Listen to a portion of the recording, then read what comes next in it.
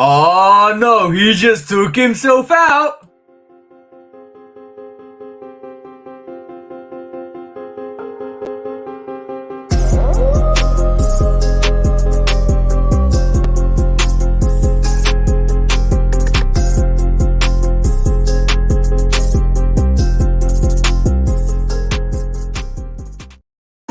Hey, what is up, guys? Episode 39. Episode 39. Sorry. Yeah. Correct. Yeah. Episode 39.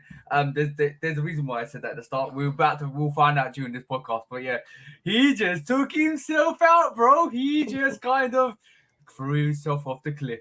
Hey man, there's been a whole bunch of that going on lately. But you heard a cliffhanger. This ain't cliffhanging. This is skydiving without parachute. Base jumping. Base jump. Where's my parachute? It's not opening. Splat. We call that face jumping. Your parachute is a face jump. No soft landings. Not at all, bro. Not at all. Sheesh, what's up, bro? What's on the agenda today? Because I know we've got a lot on today, but also how have you been all week? Time to catch up. I did pretty well yesterday. So y'all know I go on my beer festival escapades, right? Yeah, we know, bro.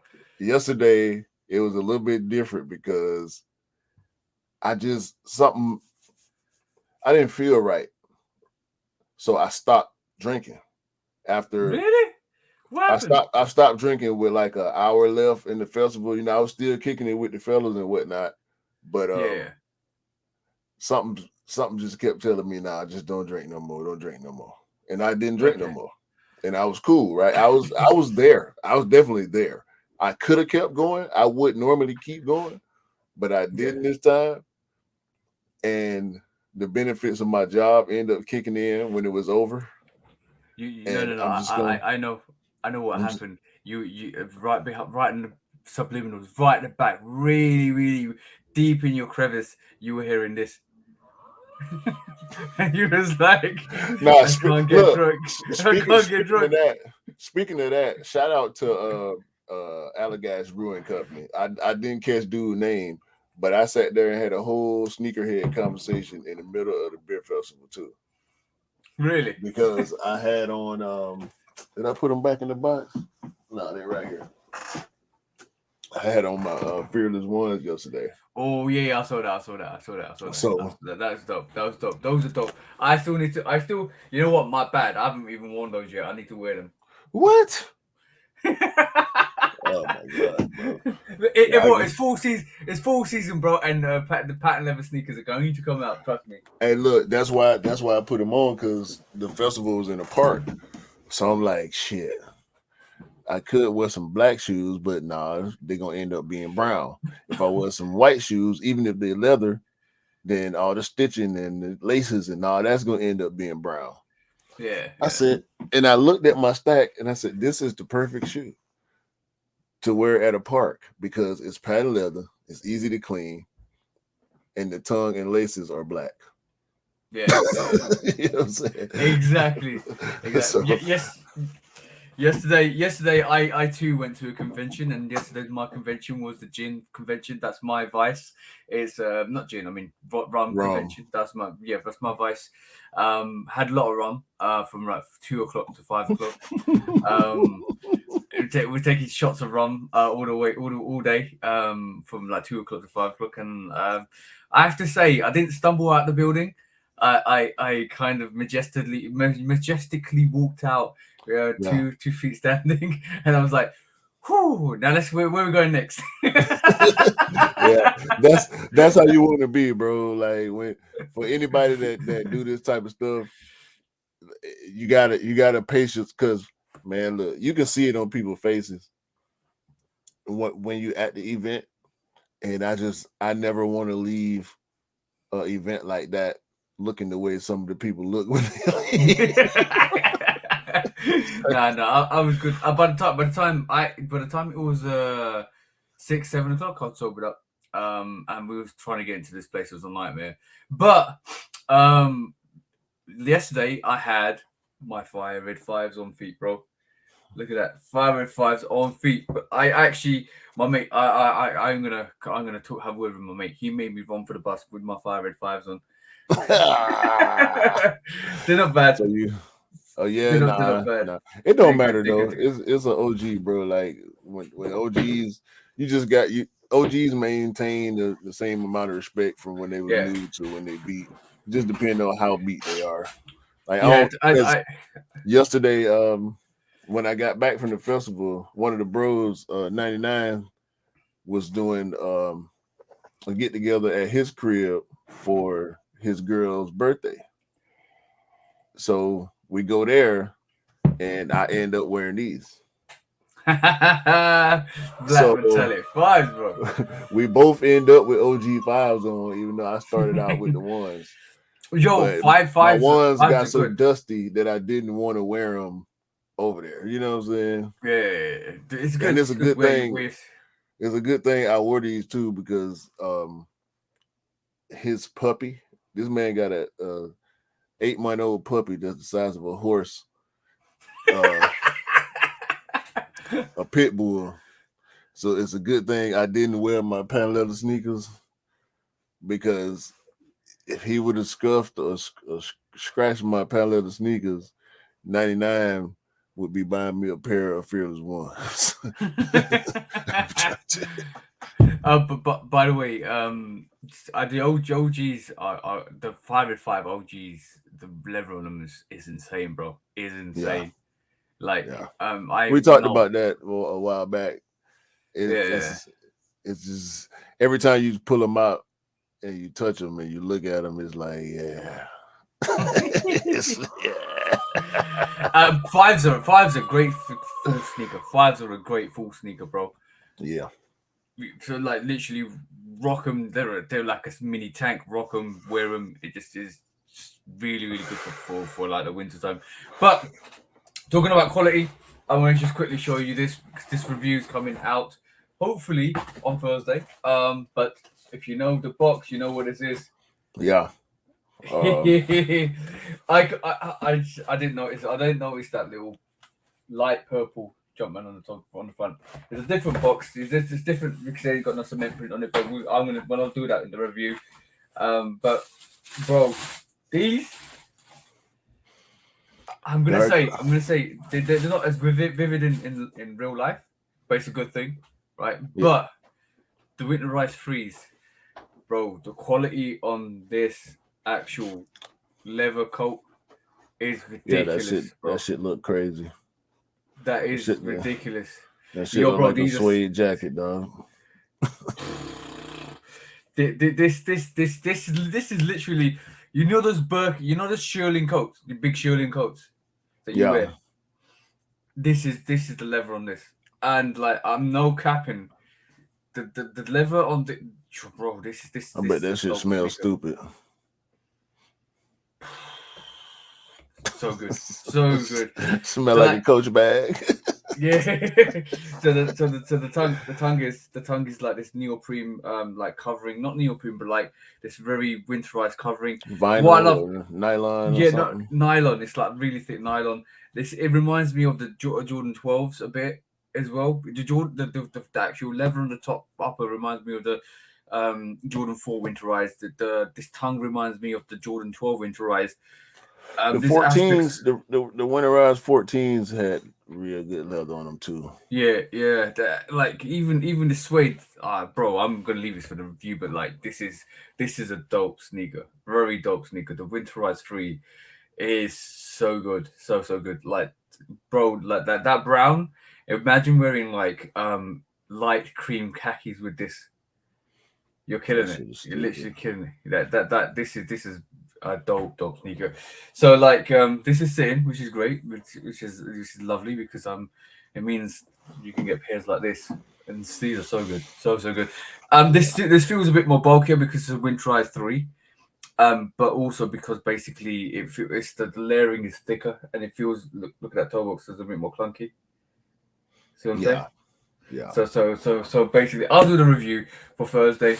I love this sneaker. This is definitely on my feet. I've had three different variations of winterized sneakers. I'll tell you something about this in a bit. You know what this bit here. I'll tell you something about this in a bit. I had winterized 12s, winterized 4s, and winterized 3s, and they're all dope pairs. You can wear them in full time. You can rock them. As a matter of fact, I probably ran through my winterized 12s quite a bit and had to get rid of them because I've kind of broke them down because I've worn them consecutively for like all the time to work because it's the black sneaker.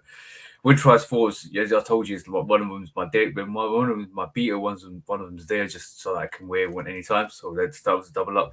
These winterized 3s is another great pair for the winter time. I will definitely be rocking this soon. This is a great sneaker. But all right, cool. You're gonna give me a yellow card, right? See this little bit that goes at the back of this here, right? Mm-hmm. Of the pull tab. I did a Fire Edge 3 video, and if you look really closely with your own feet, you'll see that back panel like this in the video. It's good that you didn't notice, bro. It's good that you didn't notice because I totally forgot that 3s have that on the back tab, and I wore them, and and when I was doing the walk around in the video, this was starting to fall out, and then after I did my own feet, one of them fell out, and I was like, "What is that?" I ain't never bought a pair of 3s. They got that in the back of it. Nah, the new ones do. The new ones do. They never used to do them before, but the 5 3s were the first time. No, the dark iris was the first time I saw them on there. I don't think the 5 3s had them, but the dark iris. And now this is the winterizers. No, the Fire Reds can't. I don't think the Fire Reds got it. No. You're right. I think my video for that was the dark iris that had the little tab at the back. It was so funny. I was like, I'm not going to do the on feet again. I can't be bothered. I'm just gonna keep it like that. Yeah. Nobody cares. Nobody saw. Nobody reported me. Hey, I ain't see that, but I saw this. Yo, bro, this is not Shoe Dogs Reacts. This is not Shoe Dogs Reacts. Oh, bro, that's Mischief AC1 walking boot. Okay, they call it AC. Okay. Why? What? Yo, bro, you know what's really funny? It's not. You can't even use it for medical. You can't use it for medical purposes anyway. If you could, then why is it considered a fashion item? Like, I mean, who doing walking boots? I see people in walking boots all the time, bro. They don't look like they're happy to have a walk. I see people with a walking boot on one leg and a Jordan 1 or Air Max or New Balance or a Yeezy or whatever, on the other foot because they don't want to be wearing the walking boot. They want to be wearing the pair, but they can only wear one. So why would you buy a pair of walking boots? Like you're not trying to match the walking boot. You want to be wearing both left and right side of your sneakers, not two walking boots. Yeah, it's not really a walking boot if I'm honest, right? Because what it really is a fashion statement for a walking boot. Look at this guy. Yeah, you can walk in them. You can literally walk in them. They flex like a normal sneaker. Look at this guy. As a matter of fact, let me just share something. Like I'm gonna try and share this with you, bro. Let me just share this, right? I want to show you this video. I'm gonna mute it because I don't want any let me just take this off 2 seconds because we know what happened last time. Give me 2 seconds, bro. And so we know the boot itself is designed for walking. It is literally designed for walking, bro. No word of a lie. I don't understand, bro. Why this is happening?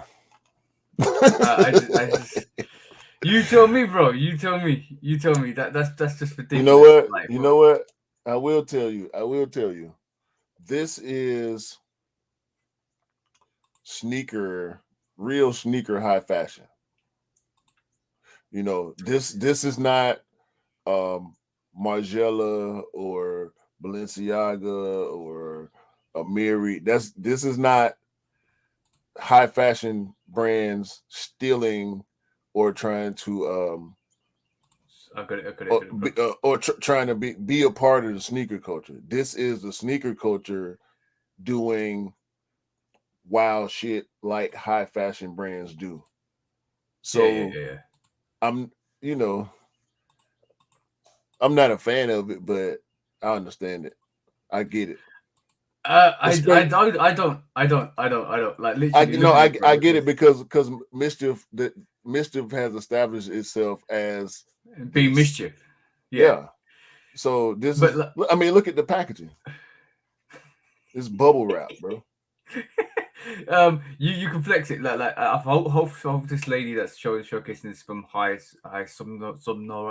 sobriety is basically you can pump it up. Showcasing. Yeah.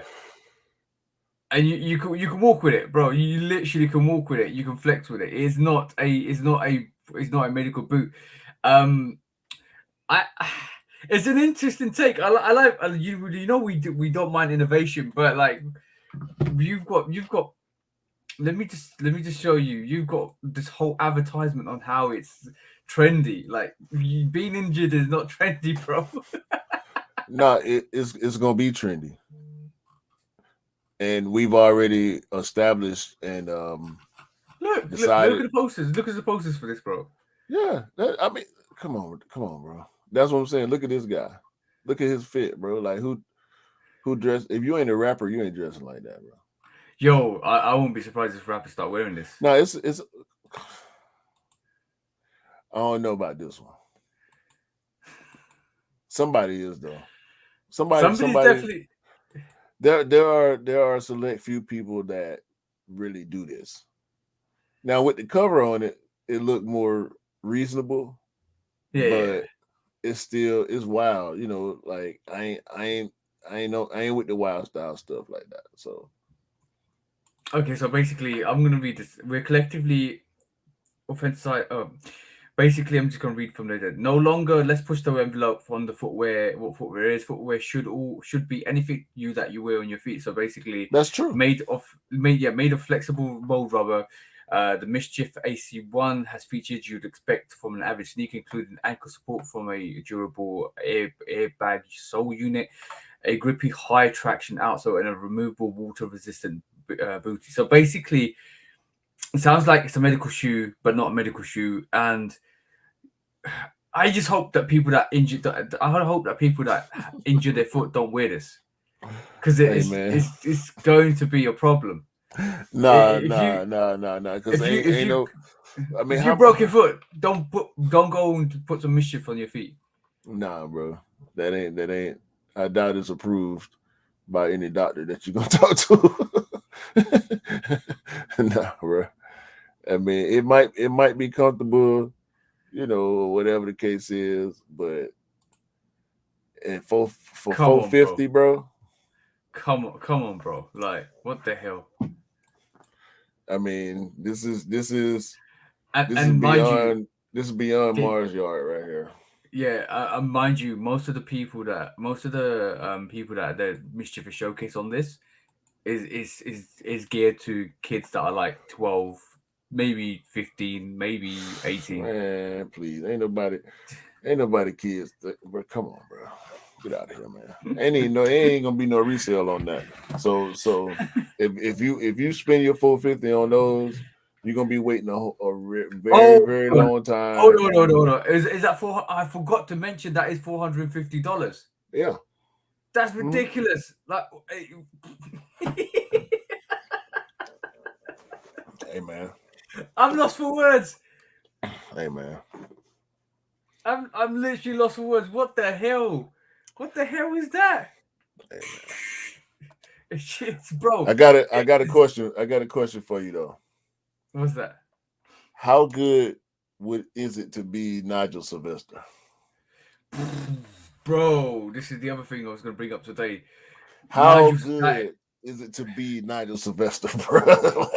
That's dope. That you know what I'm gonna say the sequel is better than the prequel. So this is the first one for those of us that's watching. The first Nigel Sylvester Air Jordan 1 High, distressed all over with the mini swoosh on the toe. Like people, this is a grail level sneaker for a lot of Yeah. people. I can't disagree. This it's got the pre distressed bottom and all that. Kind of similar to the what we're gonna get with the Lost and Found as Chicago. far as Yeah, Chicago. soul. But this week, Mr. Sylvester, who is known for rocking the most exclusive Nike SBs and Jordan, he got the Jordan 4 SBs. He did them like 3-4 weeks ago on IG. Like, Yeah. you know, he get the samples. He's a wear tester because he is a professional athlete. You know what I'm saying? Yeah, yeah. He does the most. Follow him on Instagram, bro. His videos are live. He one of the best extreme sport athletes, I think, in recent times. Okay. But yeah, man, these black Nigel Sylvester Jordan 1s are a problem. Yeah, yeah. I think I'm gonna say this, they're better than the first ones. Yeah, I like them. I'm drawn to them more than the first pair. I haven't got the first pair. I was tempted to actually get them. I was tempted to get them a couple of months. Maybe no, maybe the start of this year. The I was looking at. I was actually eyeing up the Nigel Vesta Jordan ones, but now I'm like, I want those instead. I want the black pairs instead. You know what? You know listen, what? You know what really kills it is that red bottom. That yeah, red bottom on that. It's just this so dope. like I mean, it's the flip of the first one. You know what I'm saying? Because Yeah, he did the yeah, black tongue, black laces, and this one got the. I mean, this is crazy, bro. This is crazy, and yeah, he does it the right way. I yeah, don't yeah, know yeah. if it's up to I don't know who it's up to, but Nigel Sylvester does it the right way, and it's been space. You know what I'm saying? It's been time. His what he does as far as his profession speaks for him. You Mm-hmm. know, he quiet. He pretty quiet as far as words, but he let his actions speak, bro. And this sneaker right here just another example of that. So I rock with Nigel Sylvester the long way. And I'm rocking with this sneaker the long way also. It's gonna be hard to get, man. I mean, this Definitely. And then Nigel Vesta's first pair came out 4 years ago. exactly. So from you see what I'm saying?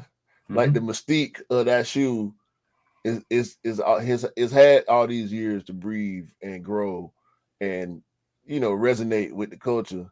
And now Yeah, with this black it's one, a bro, classic. It's a classic. That the first pair is going for like £650 in my size. So right? for like that has had the right amount. I would say the Nigel Sylvester Jordan one. All right, cool. We talk about the Union ones, right? You know the Union ones. We had two of those. We had a couple of years back. We talk about the Union ones and their grails. How do you feel about Nigel Sylvester being his first Vetro being up there? I appreciate it. I appreciate it. Yeah. Um, and this one gonna be there too. Do you think Hopefully, yeah? because the Do culture you is a little think different. So yeah? I think the respect level on certain stuff ain't where it should be based on. These are going to be a problem. These are definitely going to be a problem. Yeah, it's Um, easily a but problem. but what I'm trying to say is we got the Union ones. I think they're the most iconic outside the OGs. They're the most iconic grails. The Union ones, right? For Jordan ones. I would say Yeah, Nigel Sylvester. I would it's say Nigel arguable. Sylvester. It's arguable. It's arguable. But in terms of collaborations, it's one of them. Oh In yeah, I terms of the mean, Jordan one, yeah, it's the first thing I think about. yeah. The Jordan one Union is probably better than the Jordan one not for resale, hands down. I would also argue with the New Beginnings pack. Also, I would also argue they're probably better than the 85 cut Jordan ones in terms of what they represent. Also, um, but when we talk about Nigel Sylvester's release, and I'm talking about this white pair first, and now we've seen this black pair, I think it's not far behind that Union pack. I put me personally because I think that Nigel Sylvester first iteration with that like that de-stress, decreased everything, vintage look, all almost yellow with a red bottom and black, like I said, black tongue, white laces, and black inner lining. That to me is a very iconic, rare sneaker that you don't see a lot of people talking about either. Yeah. And yeah, that's the one. And now we've got this new black iteration, and you're like, oh damn, wow, where did that come from? I would say both of that. If that releases, I'm not being a hype beast or anything, but I think like in general that pack, if that black pair comes out soon or next year, those two are not on par, but chasing the Union one in terms of growth status. Because for me personally, the Union pack, if you're a Grail enthusiast in terms of Jordan One, the Union pack is a must have, and this comes shortly after. Yeah. Because I think Union got this 2-1. What do you mean? Union got this pack 2-1, but both the Union ones versus this black one because I like this black one better than the white one. Yeah, So I'll give it a Union the edge 2-1. yeah. That's what I'm saying. That's what I'm saying. It's not far behind. That like if you think about the this is very blasphemous, but if you think about the Travis Scott ones or the Travis Fragment ones, or if you talk about the Nah, not the resells, like nah, in terms of that's that's proper hype beast level. Like, see what I'm saying? But I ain't heard any lot of people talk about the Nigel Sylvester Jordan one, the original white version, this new nah. black I version. would say the New Love pack is ahead of this. Really? Yeah, yeah. Because I mean, it was 4 colorways. It's a lot of ones, bro. It's a lot of ones that I think give this pack a run for his money. But this black one, I Mm. think this black one alone, I think is pretty high up. Yeah, yeah. I think in terms of being a pack, this black one slightly carries the white variation, but the white one is super dope anyway. Like from my perspective, I would say yeah, good. That's an excellent collaboration. That is dope. Yeah, I that's like that killer. a lot. Yeah, That's yeah. killer. Now imagine both of them together. Like that is just dope. I don't even want the white one. I just want the black one. I ain't no front. I just want the black one, bro. That's hard, dog. Yeah, you know That's what? It's so like a hard. yin yang. It's like a yin yang, one of the yin yangs. But with the red outsole. Yeah, we waiting on details, man. I mean, Mm-hmm. he wearing them, so he gonna drop them. I mean, not he gonna drop them. They gonna drop them because he Yeah, want yeah, them out there. He want them skated. He want them road. He want them rock. He want them on the street. You know what I'm saying? So shout out Nigel Sylvester, man. yeah. I'm down Speaking with of it. high end, bro, I wanted to show you this because this to me is proper high end sneaker action. You know what I'm saying? Mosh is that's the couple episodes ago we was talking about customs, the Black Panther customs, Yeah, how weak the Black Panther Adidas was, and it was Mosh. Mosh is the guy that's out, one of the guys that's out here. He's on a shoe surgeon type level. You know, everybody knows yeah, shoe surgeon. You know your Vic Almighties and like the real yeah. big customizers that's doing really crazy work, DMC customs and guys like that. Mosh, bro, this is I I really like this shoe. This is the Freddy Krueger version of the shoe, yeah, the Marsh Runner. Yeah, yeah, because Mosh got his own brand, so I've never really looked at any of his stuff to be honest with you, because I know a lot of it be real pricey. But this right Yeah, here, this is worth looking into for me. This is crazy. This is how you do high end sneaker. yeah, Balenciaga and Margiela and all them, they need to pay attention if they want to impress us, this is how you do it right here. I mean, come on, bro.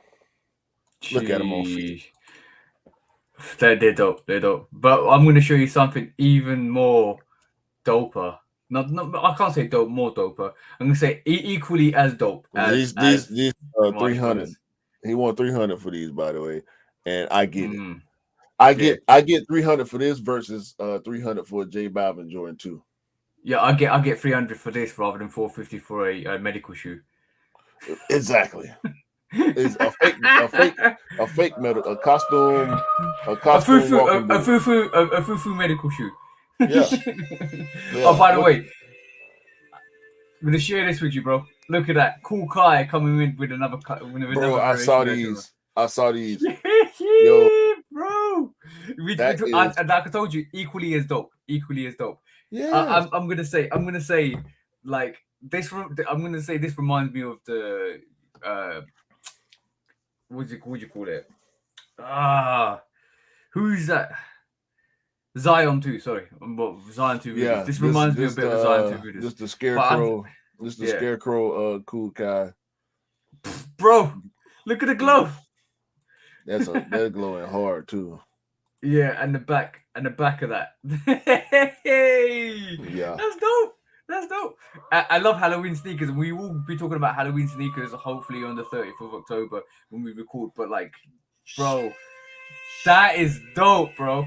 The Argyle on that back tab, man. I mean, on that heel. Yeah, it's the Scarecrow Kai. These are nice. These are actually nice.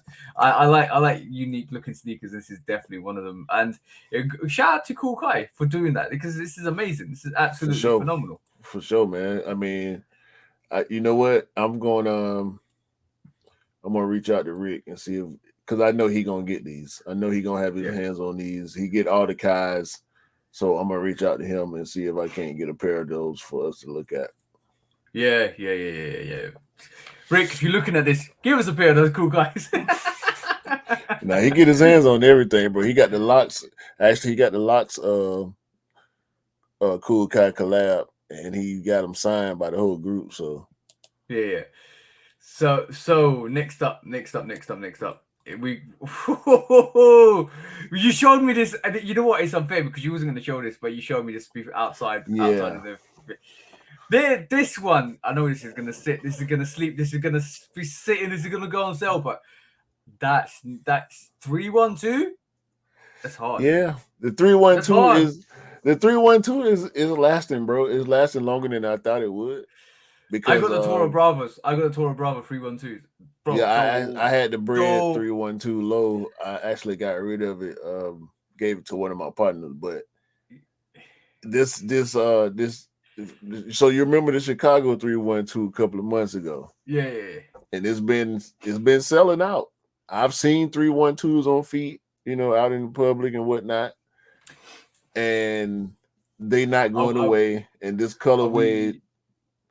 Are we saying this is the next Spizike?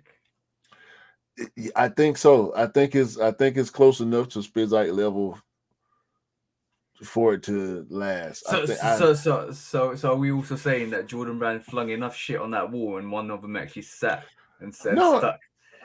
Look, bro, and look. I'm going. I got something to talk to you about off camera too, but the 312 is not for us. It's for the French. For the casual, you know what I'm saying? Like, we pick and choose because we see everything. So we don't get me wrong, bro. I like the 312. I like the medicine. No, 312. I do too. I'm just my whole quote of they threw enough shit on the wall and something actually stuck is the fact that they've thrown so much things out there in terms of different silhouettes, different colorways, different variations, different this, different that. And finally, something like the Spizike is actually like popular. And don't get me wrong, I've been looking at the Spizike for quite a while. I like the 312 way better than the Spizike. Yeah, I'm a 5 guy. I don't like the 5.4 thing Yeah, on the Spiz, like it don't work for me. I kind of think it's very vintage looking, and rare. You don't see it a lot out there, which is a great thing, because when you wear it, people are going to be look at it like, oh damn, what the hell is I that? see Spiz likes. I see Spiz likes. I don't see Spiz like here, bro. But like because obviously we live, and Yeah, you yeah, live in the yeah. States, which is more popular. But I don't see a lot of 312s out there either. And if I wore my Toro Bravo 312s, people be like, what are those? Because they Bro, don't understand. They don't understand it. if you get this shoe and you already said you want this shoe, Yeah, I I want this kind of shit. want it too. I Because no, it's it's a point of dope. it's a point of I want it to. I will have it. That's my state. You know what? Do you know what actually did this for me with that sneaker? Is that sole? Like, look at the gum The sole, gum bro. bottom. Yeah. There you go. It's that gum sole, that gummy sole is so good. I love the fact that the aqua blues on that swoosh and that strap. It looks like it's got some red deep Chicago coloring on the eyelets and the tongue as well. Bro, the gray on that. You know me and Gray already, bro. Like we have an interesting marital relationship. Me and Gray. But see me, I'm so matchy, bro. I would want to find a shirt with at least the red, the blue, and the gray in it. You know what I'm saying? Yeah, And I'm gonna find it you know too. the t-shirt. You know the t-shirt you're actually wearing, bro. If you got it in that, if you got it No. in that, like that, almost And like gray. Well, this in gray, or even in like white, yeah, Boys in the Hood. If you got that t-shirt in gray, because the red goes and the blue goes, but if you got that t-shirt in gray or that light white, creamy white, bro, that's the fit you need for that. Yeah. That sneaker, to me personally, people gonna look at this and say, "Oh, I'm off Morocco," but 312s are dope, bro. Yeah, man. Don't know, bro. Listen, man. I don't knock nobody for the way they feel, and you know. And as a matter of fact, anybody that's saying that, you get a yellow card. I don't care. I don't care. I'm shouting you out. I don't care. If you don't like my opinion on the 312, then I think that's actually really dope. I don't care. So you just get this yellow card. Hang with it, sit with it, smell it, love it, eat it. I don't care. I really don't care. That 312 is dope, and I have a massive appreciation for 312s. That sneaker's dope. That sneaker's absolutely Yeah, dope. man. The way that's like I didn't too mind for the Don C's at all. The Don C 312s. I like the Toro Bravos. I like the Medicine Balls. To be honest, I like the Toro Bravos. I got it, and I've worn it like 3 or 4 times, but I regret not getting the classic colorways of that 312, because they went on sale, but wasn't my mindset wasn't there to accept that silhouette at that time. See what I'm saying? Right. The royal toe colorway, the highs, the royal colorway. That was one of the Don C's, right? The royal. Yeah. That one Even I that black, love. even the The, black with the elephant print, bro. Like, holy yeah, the damn, bread. bro. I Yeah, didn't like the bread too tough. I like the white one more. But my yeah, favorite 312 is the Midnight Navy. yeah. We talked about that before in the podcast. That Midnight Navy 312, bro. Uh, it's just dope as hell to me. But we talk about big cap, right? The cap is real, bro. The big cap is real on the Jordan 2. I see that. I see the time. You know what, bro? I didn't even see the price on that when it kind of came out. They didn't show us the price in the UK. 200 over here, so Yeah, so it's somewhere gonna be around there. 190 over here. What's So the big cap on this, bro? we predicted the Jordan 2 wave around the time, the Alma Mater and the Union and all that. We knew it was coming. We kept seeing them pop up, the J Balvin. We heard about the Chicago 2 coming back, and we called it cap, and we was right. The Chanel Yeah, Abney. This is a women's colorway, by the way. The Titan Jordan 2 Low is a women's colorway. And yeah. I opened sneakers yesterday. I ain't heard nothing about this shoe, bro. I ain't seen no no type of articles about it, no posts about it. And I open sneakers and I'm like, hold on, wait a minute. I heard about the 218. We know the 218 Jordan 2 lows coming, right? Yeah. This one. Yeah. But what is this? I know about the Titan. I knew the Titan. I knew that green colorway you were showing a couple of months back. I realized that was coming out. That I've seen this orange. I've not seen this orange one as much. Shelf I've seen life. the yeah. I've seen them. There's three variations coming out at the moment. This is almost like the first thing I thought about when I saw it was the Mason Chateau. Yeah. But I think this is way cleaner than the Mason Chateau. What do you think they're I gonna? What do you really think's gonna like happen? this. What do you think is gonna happen to these? Because I know what is gonna happen to them in the UK. They're gonna sit over there. Yeah, they're gonna sit over here. They'll sell here. I don't know how quick or how because ain't no hype on these. No. Ain't nobody talking about these, bro. And I really like this shelf life. I think I like this shelf life more than I like the 218. And Yeah. I don't like this much white on the shoe normally, but the too low, I think the too low silhouette is this colorway is really hard on this too. That suede, look I at the don't suede, see bro. Look at the I don't suede. see the Titan on ours at the moment. On our actual release calendar. Yeah, we got all three of these. The shelf life, the Titan, and the 218 all on the 21st of October. I like the 218 sample better. I like that. You know what? I like that brown The story variation. I though, like it. the story on this sneaker is crazy.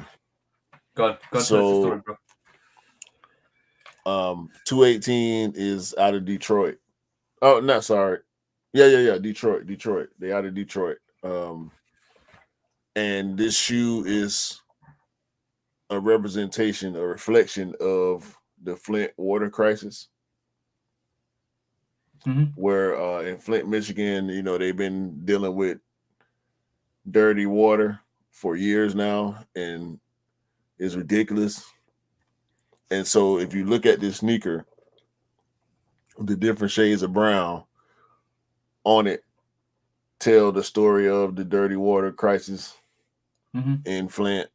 But in particular, the outsole is representative of where it is versus where they want it and need it to be. Okay, So I actually thought the brown gradient into the ice blue is pretty much the dopest thing about this sneaker. When you take the story into consideration, bro, I mean, this is great storytelling right here. Yeah. I actually thought that was like a glass of water where you spit like the water rises to the bottom and the silk drops to the bottom and the water rises. So I thought that was the actual inspiration for that. But yeah, I can understand this is where it is. This is where it needs to be. Right. Have they not sorted out that crisis at all at the moment? No, bro, it's still going on.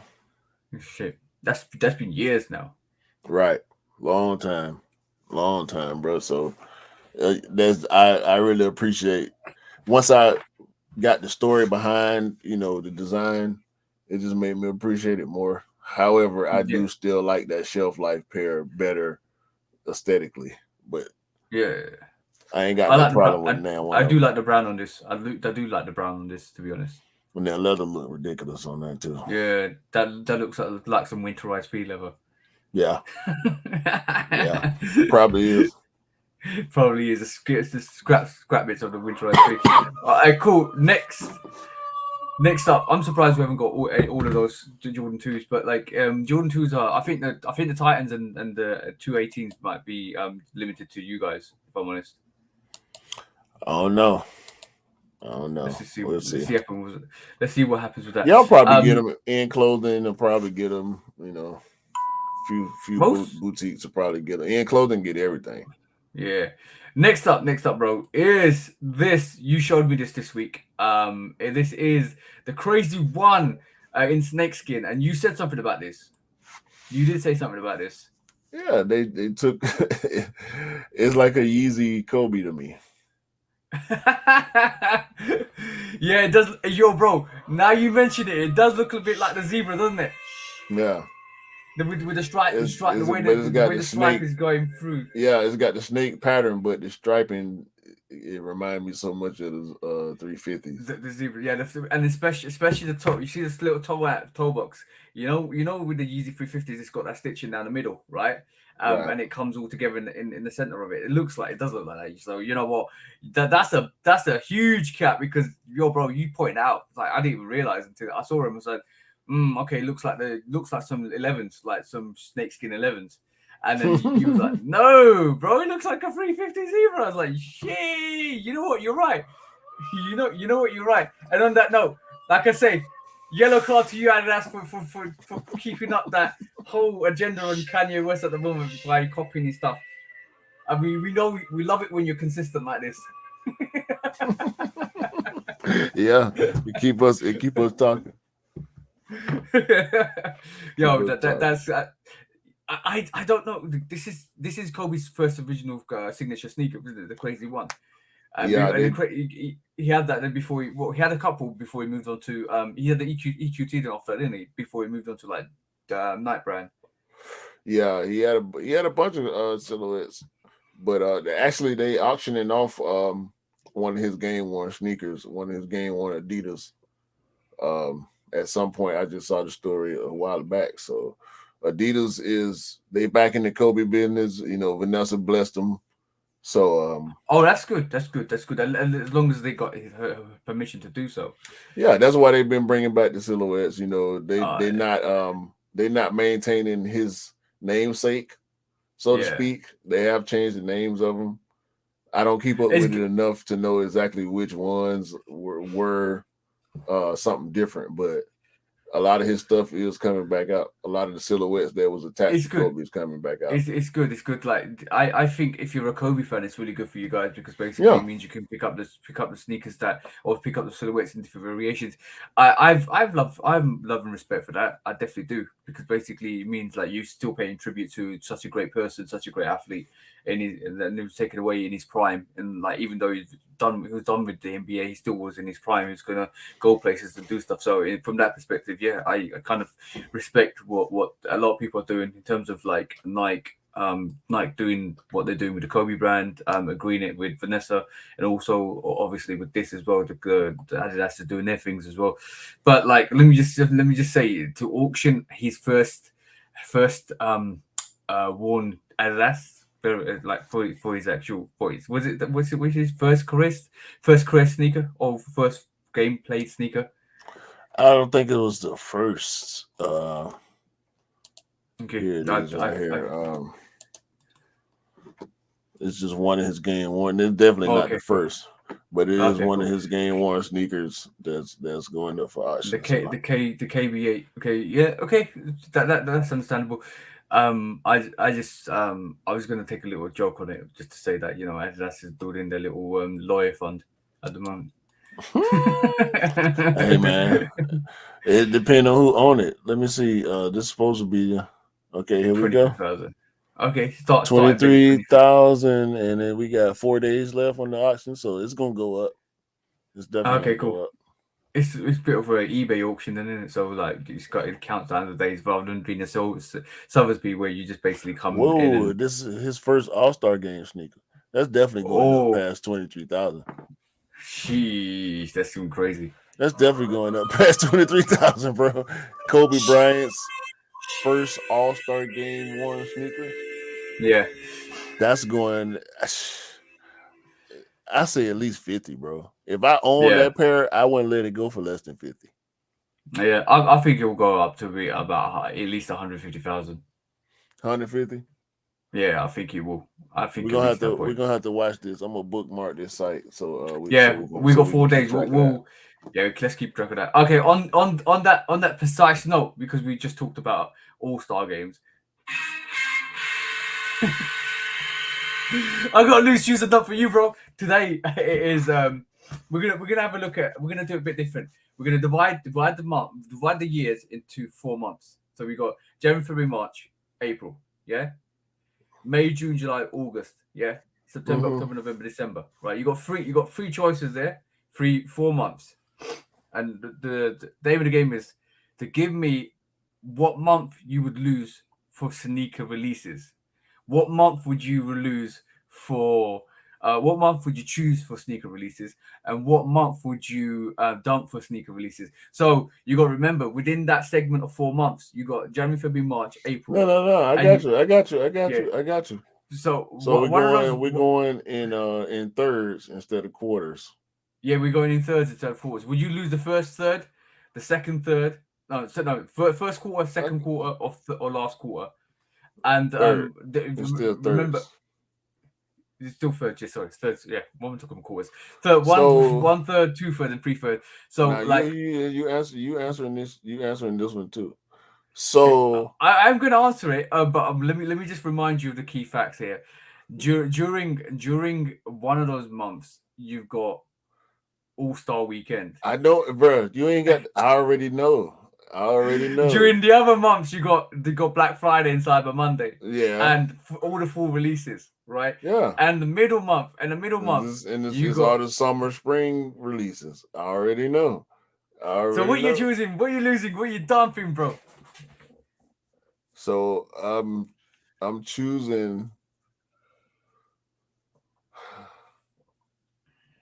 I'm choosing. It's difficult, isn't it? I literally thought this. I had this thought about an hour before the podcast. I have to choose the third. We know why, bro. Because Cyber Monday is the month, bro. Black Friday, Cyber Monday, and holiday 11s, and whatever the holiday ones are. That's another thing too, because holiday ones are. I got to keep that in mind. Okay, so I'm choosing the third. I'm losing. I'm losing the second third and dumping the first third. Because you're dumping. I'm thinking about when, like, we get a lot of OGs in early spring and summer. Okay. In recent years, we get a lot more OGs than we do in the beginning of the year. Like All-Star, and let's be honest, All-Star has been kind of a letdown for the past couple of years. Yeah. And you can blame it on whatever you want to blame it on, but All-Star has been like the All-Star dunks and the Jordan 1 mids, and not like, come on, bro. Okay, let me LeBrons and KDs and the Kyries, like, come on, bro. Yeah, but let me give you a couple. No, I know New Beginnings pack, all Black that, Black Cement Freeze, the Fearless Freeze, the Fearless, but Cardinal threes, bro. No, UNC ones, off white, the Muslims. Yeah, bro. There's been quite a bit, even with the varsity OGs though. Yeah, we don't get OGs for All-Star. We get OGs in the spring or summer. So you're choosing the last quarter. You're dumping the first quarter, and you're choosing the last third, dumping the first third, and losing the mid third. Yeah, because I want the 11, and I'm thinking more about this year. My choice was more about this year. Okay, that's a good state. The Chicago 1s and 2s and the Cardinal 7s. Yeah, I would, if it was on this year, then I would agree with you. Like I would take the last third, and then to dump the first third and keep the middle third. But in general, I would say I basically would keep the last third for myself again, but I dump the mid third. and keep All Star, and I would choose the last third, lose the first third, and dump the mid third. Yeah, I started to go there, but when I thought about the OGs that we get in the summer and the comebacks like the fours, lightning fours, and Yeah, Flint 13s and Raging Bulls, all that stuff came in the hot season. So that's what made it's me hard. that It's what a made hard me choice, bro. lose. Yeah. I would choose that, but we get 11s in in the winter time. So I don't want to miss on no more the 11s that I really want. So when they bring back the Space Jam eventually, and they bring back the the cap and gown, or Yeah, something like that. The exactly. win Only like Legend Blue. 96, the win like 92, the Legend Blue. I don't want to miss none of this stuff. So Yo, the Legend Blues. I'm glad I told Alex not to I buy the got a Legend Blues question when the for you Legend Blue though. logos came out. I got Go a on. question for you. What if Jordan Brand decided to put Jordan 1s on the Jordan 11 schedule? It's looking that way. It's looking that way. Let's just put it, the pattern bread ones came out last year, and they were to me personally, there's always going to be one sneaker that's the holiday sneaker of every year. We've seen it with the Concords, we've seen it with the bread 11s, we've seen it with the cool grey 11s, we've seen it with the pattern bread ones last year. We're seeing it with the we're seeing it with the Chicago ones this year, because the cherry 11s. Nobody's talking about the cherry 11s. Next year, I don't see a Jordan 1 going to be as popular as a release next year in that whole full time. I think the Legend Blue 11 is going to basically take that one holiday sneaker next year, because everybody's going to be wanting that. But it's happening, bro. It's happening. I'm talking about once a year, twice a year. In 5 years' time, it's going to happen. Mm. I know, not to that extent. I think we'll see every third. We'll see one or two Jordan 1s. Like we get lows and mids throughout the year, just like regular. But there's only one Jordan 1 high OG release for men and one for women, just like they do 11 highs. I don't think that's gonna. I don't think they will do that. What if just though? Because what if? Well, it means less money we spend on Jordan 1s in the year. Do you think it will restore the presence of the Jordan 1 in the culture? Yeah, it will. It will, because you're not oversaturating the market. You're withdrawing the market spectrum from a lot of people that really want that silhouette. And every time that silhouette comes out, the rarity of a Jordan 11 coming out is everybody looks forward to a Jordan 11 coming out. Even the midnight navy 11s and the cherry 11s, even though they're not super hyped, I think they will shift. Those pairs will shift. Even though I don't like either of them, I think those pairs will shift, because we don't get a lot of Jordan 11s. Jordan 11s is a full-time sneaker. It's a commodity. It's a commodity, and like if you treat every single silhouette like that, and like if you treat popular silhouettes like that, they become a commodity. You're always going to attract, and you're always going to sell out. But the commercialism with Jordan Brand is not going to allow that ever. But I see what you're saying. Definitely, if they did that, that would be a situation for every single Jordan 1 release. And like you could, and if people will panic, bro. yeah. But then people Jordan Brand will just lap it up, because basically they could create 2 or 3 holiday sneakers like that. The Jordan Brand will lap it up, because they will produce 1 million Jordan 1s for full time. They will sell out, and the estimate cost on that is basically when you pull 1 million sneakers out, they all sell out. You make extra profit, and then it's almost like a conversion of a holiday sneaker to a holiday month, where you just release all these different commodity silhouettes. Jordan 1, Jordan, even if it's Jordan 2 Chicago or OG, you'd release maybe a Jordan 4 or a Jordan 11. Imagine like November, December time, you got all the like a Chicago, like we're getting this year, Chicago 1, get Chicago 2, you get bread for, and they give you like a Legend Blue 11 all the way through the month, like 1 month, like that. That is a stupid month. And if they produce over, if you produce like a million pairs of all of those and they all sell out, imagine, bro, you sold 4 million units of sneakers of popular silhouettes, and it's a commodity to get them, and they all sold out. Imagine the profit levels on that. I don't think. And I we just don't, and we and I we don't just gave think. like I an don't idea think there. we should go that far. I was when I thought about that. It was more about the one, because we keep saying it's been a couple of years now. People have been saying one's oversaturated. Saturated, yeah. The hype has been quote unquote dying on ones for a while, but now we're When we really said it, seeing it. but when we said it, when we were talking about this a couple of years back, or maybe 2 years back, when we said this, there's too many Jordan ones, it's oversaturated.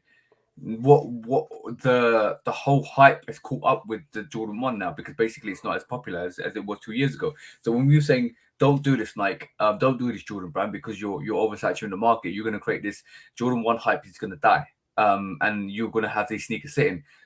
Lo and behold, after COVID, 2 years past COVID, 2-3 years past COVID, they're sitting. Like literally, they're sitting everywhere. Like except for if it's a very hype collaboration, every other Jordan 1 sitting. You can even get the what do you call them, the all white with red swoosh. What, I can't remember, heritage ones. You can get the heritage ones now, bro. Months after, you can get the taxi ones now. Months after, we said this. It's happened.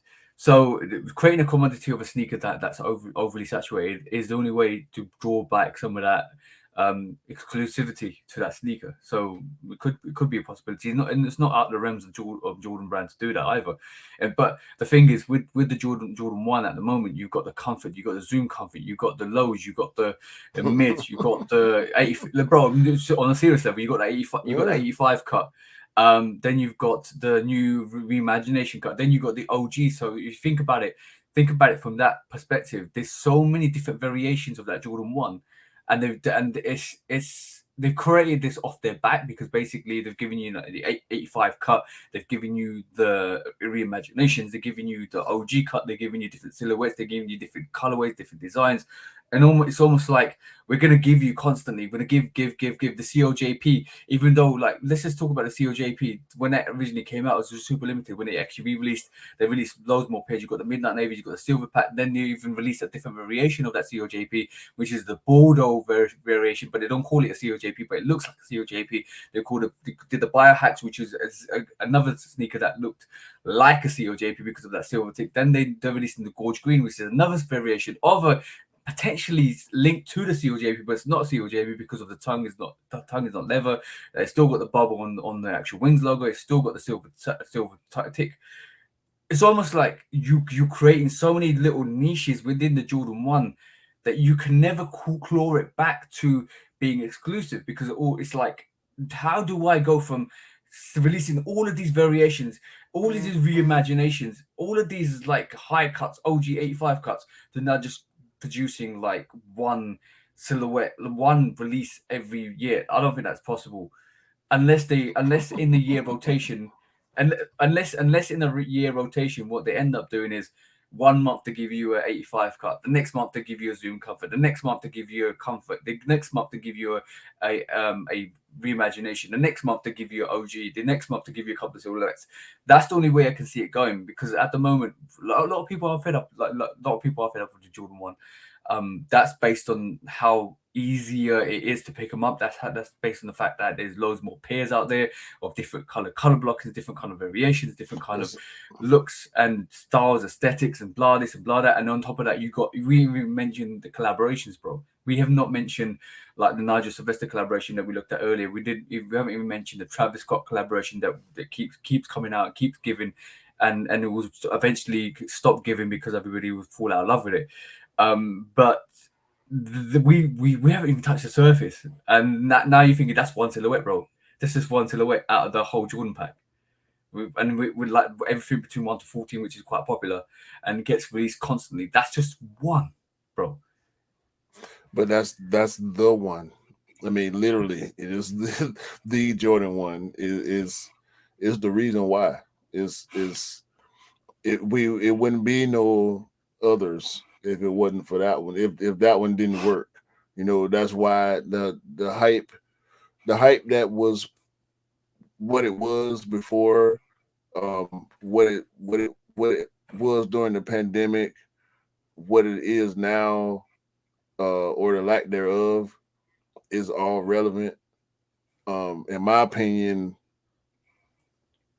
it don't matter what they do with the one, as long as the colorway is good. They can do Yeah, whatever yeah, we know they're gonna try stuff. They tried stuff in the past, it didn't work. We had the Jumpman on the back of highs, and um, we got, like you said, the Zoom Comfort, the Zoom High, um, the 85 cut, the low, the and OG low, mids, the SE mids. Like it don't matter what they do as long as it's dope. They gonna always sell, bro. It's a staple. and But as far just as hype is concerned, people not caring as much, I don't think has as much to do with the sneaker itself versus the pop culture and the way the Panda has kind of overtaken the Dunk itself. Not even just the Panda colorway. The Panda colorway, I think, is up there as far as dunks are concerned, but yeah.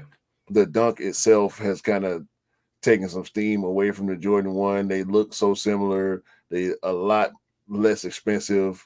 Yeah, yeah. Um, in some cases, easier to Hu- get. humans aren't stupid, and they're very fickle. If they see something that's really similar, and you got to really think about the commercial user rather than the sneakerhead, because basically the commercial user's thinking this silhouette looks similar to this silhouette. This silhouette's cheaper.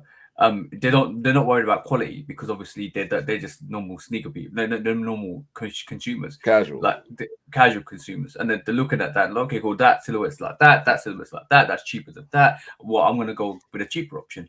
If it's in store. So that's the reason why pandas always sell out, and that's the reason why dunks always sell out. But the dunk is a predecessor to the Jordan 1 hype. So the dunk hype Yeah, came way before, and what's happening with the dunk is what happened with the Jordan 1, and what's happening with the Jordan 1 is what's going to happen with the Jordan 4, and what's happening with the Jordan 4 is going to happen with the Jordan 3 and the 2, and what's going to happen with the Jordan 2 is going to happen with the Jordan 5 and 6. We know that already. We know what the schedule for the next 20 years is. That's the schedule for the next 20 years. That's how they're going to introduce your favorite silhouette to the audience, sort of wider range, wider people to buy. But like, it's really funny that we came full circle, because when we talk about the reimagination, like they grabbed the reimagination and they threw that at the Jordan 1 and gave it this vintage look and all of that, and then so many people want it. Now they've just taken that little idea and just thrown it to the Jordan 3, and now we're going to get the white cement 3s as a reimagination. Then they're going to do the same thing when throw it to another silhouette. And like, when I say how much shit can you throw at a wall before it sticks, that's what the whole conversation was about. Is you can throw Zoom Comfort, you can throw some Comfort, you can throw some Jordan 1 loads, you can throw some OG loads, you can throw this and that all against the wall. Whatever sticks and whatever becomes popular and a trend, almost kind of like is the next way through. So we saw the 85 OG high cut come through. We're seeing the vintage look come through, because people who create vintage shoes before Nike and Jordan did it, and then Nike and Jordan saw it was a popular trend, and they actually said, all right, cool, that shit stuck to the wall. Now we're going to grab that and actually do it ourselves. but yeah, and they did it the best. They did it the Yeah, best. They brought in people like Virgil, people like Travis, yeah, all the collaborators. I'm on my year, like people that got they finger on the pulse of what's going on, and yeah, they gonna run with it, and they gonna do it at a higher quality level. They're gonna yeah. do it at a somewhat reasonable price point, and it's gonna be a limited quantity, and And so it takes time. it's gonna drive that wave. Vintage shops, like we got whole vintage um festivals, and I mean, for lack of a better term, festival conventions and whatnot. That it's Yeah, not only sneaker con. Like there's conventions. I know one particular in Atlanta that's happening like every other weekend or something like that. Big old vintage convention, bro. Buy, hmm sell, trade. and people Yeah. go there, and it's all type of everything, bro, from sneakers to clothing to memorabilia. Like it's a whole wave, and they caught on to the wave. Everybody caught on to the wave. New Balance, Adidas, everybody caught on to the wave. Some do it better, and some have better minds So involved so with so you stuff. the thing with big businesses is they have to play catch up with trends. They have to play catch up with trends. So like when we saw the whole vintage look come out maybe 5 years ago, maybe, then Jordan Brand had to kind of pattern it themselves. Create the authenticity, test it, trial it, and all of a sudden we see it more and more over the last 2 years. That's how it evolves into They did it. something. They did it with a word. They began to dominate the vintage sneaker space with one word: sale.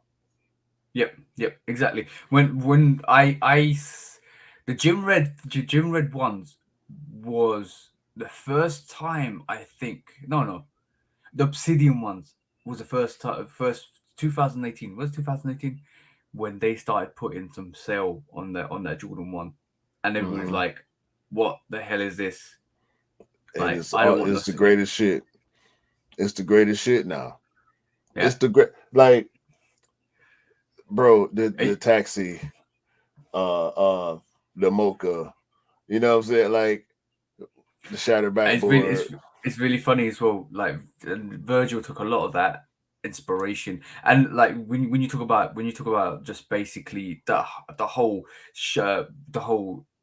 like when you sharpen your tools from like kind of inspiration from other people, it's because you evolved the idea. So Virgil took the whole vintage look and started creating these dress sneakers, and it was so amazing to see. And then some of those aspects started to migrate onto like Jordan 5s. When you see the Mm-hmm. Gore-Tex 5 coming out, when you see the Jade Horizon 5 coming out, and which is ironic, about 5 or 6, maybe even 7 years ago, you'll be saying, I don't want my soles to go piss yellow. I don't Bro, want my, and look at bro, it now. if that shattered backboard 5 was white, I wouldn't like it as much. There you go. And you know what it create. You know what it is when you're younger and you spend money on sneakers, you want them to be pristine. Now, in actual fact, when I pulled out the fire red fives, I want the midsole to go a bit, yellowy, because I want it to give it that age effect. I want it to build some character. Like, and sometimes when you have a vintage sneaker, it literally instantly has character. You're like, oh damn. So I'm saying, oh yeah, Bro, I can, and when and I and it's cleaned these yesterday, I purposely did not clean the midsole. And you can't see it now, you know what I'm saying? But in person, actually you can see it. yeah, I can see it. Yeah, it's a That bit dirty. bit of yellowing from from the midsole to the upper white, you can see the difference. And I said, you know what? I'm not gonna screw up the midsole this time. Yeah, there's still I'm going to be people that would want their, to be fresh, to be clean, to be like nothing wrong with them. But like as you grow older, you're like, it's a sneaker. I want it to have more character. I don't, the good thing about that is somebody could wear a fresh pair of Jordan 5 Fire Reds, or somebody could wear a fresh pair of Fearless ones, the patent leather Fearless ones just pulled out, and somebody else has just worn them to bits. Like, I'm gonna say one thing. I was out shopping the other day and I saw the heritage ones on somebody's feet, and he had gone through them. He had not cleaned them. They were aged through. They looked like they were 20 years old, bro. And when I had to take a second take because they look dope that way. They actually look like somebody put love and care and attention. No, you not should have care, offered care to and clean attention. them. You should have offered to Yeah, clean them for him. but they were no, bro. The lining, the leather, all was frail. Like, not like, kind of like, almost like you can't. You could get it to. You can get it to like a 5 or 6 VNDS looking sneaker if you cleaned it. Yeah. But it looks so good, and it doesn't look like a bright, But sparkling the heritage one. conditioning would do well for it. Yeah, yeah. Like But that, and but that that's the point. That's the point. Like, I got to clean these fives. I'm not gonna put them back in the box. because I need to condition them. Even though they're nubuck, and nubuck is a durable material, long lasting material, I just want to condition them one time. You know, I think like the conditioning is a good word that you just used. I think the brands have got us conditioned to actually loving sneakers that are worn down, are more V and DS, are vintage style, and the prime example, this Lost and Found, is the prime example, bro. Because it tried to release that, try to release that in 2017 or 18. Nobody would love that. Nobody. I don't love it, but it's inevitable. You Yeah, know, it's bound to happen, bro. Like they sneakers. That's why a lot of people. I know a lot of people. They do the 1, 2 wears and they get rid of them, and they constantly rotating. But for those of yeah, us that actually collect and cherish pairs and want to have them for as long as we can, it's just inevitable.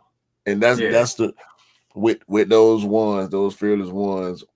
When not because again, I'm in a park, so they get dusty, dirty. I can see all the stuff on the patent leather. I don't want to look at that. So I cleaned the patent leather and I said, you know what? I'm gonna leave the midsole alone for a while, like the next few because it's in the rotation now. It's one of my fall sneakers because it is patent leather.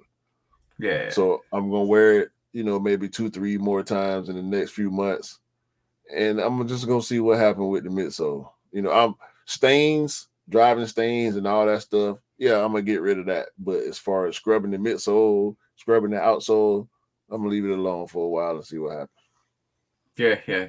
Or you could just put some paper down when you're driving so that you kind of don't get Yeah, those. I gotta get back on my towels, bro. I had a designated towel. It was a red towel that I used to keep in my car constantly.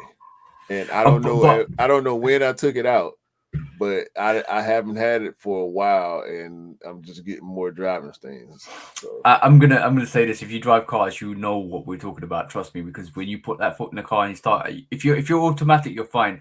But especially the clutch, if you got a manual and or a stick, like you guys in the states would say, you're basically you'll always change your gears. You always put your foot on the clutch, and that left foot is always getting that black mark because you're always pressing down on that clutch, especially if you've not got automatic. But yeah, guys, like you need to clean your carpet for one. You need to clean it in. But the thing is, if you have work shoes and they're greasy and stuff like that, you need to put something down. You either buy what Crep Protect sent you, which is or a plastic bag or a condom on your sneakers so you don't get all that's it. dirty. That's why I initially, and I still do this. You're tempted. You're I tempted. started having driving shoes. Oh, okay, cool, cool, So cool. my beaters turn into my driving shoes where I drive to and from work. And when I get to work, it's like Mr. Robinson, bro. When I get to work, I put on my work shoes and leave my driving shoes in the car. And when I get off work, I put my driving shoes back on and leave my work shoes in the back seat. That's a good option. I did that for a little while, but then I was like, oh, I can't be That's bothered. it. I did that. I started doing that as to not dirty up the towel with my work shoes. Oh, okay, yeah. So I kept the same towel. I will wash it maybe once every 2 weeks or something like that, and just lay it back in the car. But I stopped using the towel at some point, and I need to go back to it because, especially with one, because I tend to wear more ones in the fall anyway. I think the Yeah, ones they just better for me in the fall. But yeah, I gotta because driving stains on ones, all the ones I got the white midsole or sail midsole. Like, nah, bro, we ain't doing them stains. yeah. And you know what? It's really funny that we just went off on a tangent. We was on a roll going through subjects, and you just mentioned one thing. We went off on a whole different tangent, Yeah, and it probably started because of my loose shoes of dog. yeah, it did actually. Yeah. All right, so Anyway, next subject. next Next subject is let's talk about this. Let's talk about this. I'm just looking at my notes. Because we like to be informative. We like to kind of just showcase what stuff is coming out.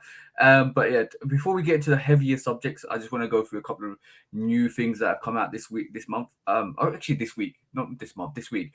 We've been hearing about the DJ Khaled vibes. And it looks like we have an official release date with the DJ Khaled vibes. Cyber Monday. Cyber Monday is the time you get the DJ Khaled vibes. He's going to give you the sneakers you want, only 2 of them because he wants the other 2 for himself. But we looks like we're going to get the peach variation, and it looks like we're going to get the white variation. They're touted to be the releases for the Cyber Monday. I think we're going to get 1 rather than 2. Maybe we'll get both on the same day, but it'd be quite interesting. I definitely need both. If I'm honest, I want the peach pair. You and me are Jordan 5 guys. We everybody that watches this program know we talk about Jordan 5s all the time. We our iconic sneaker, our yellow and red card is a Jordan 5. We will run through Jordan 5s. They are great sneakers. But like this is an essential for any Jordan 5 fan. I love what he's done with them. I do love what he's done with this. I want the peach pair. Yeah, the peach pair is dope. If I can get the white ones, that's cool too. But I really want the peach pair. Yeah, we'll leave this as a reaction for Shoot Dog Reacts on Wednesday on chat. And basically, guys, join us on Wednesday afternoons.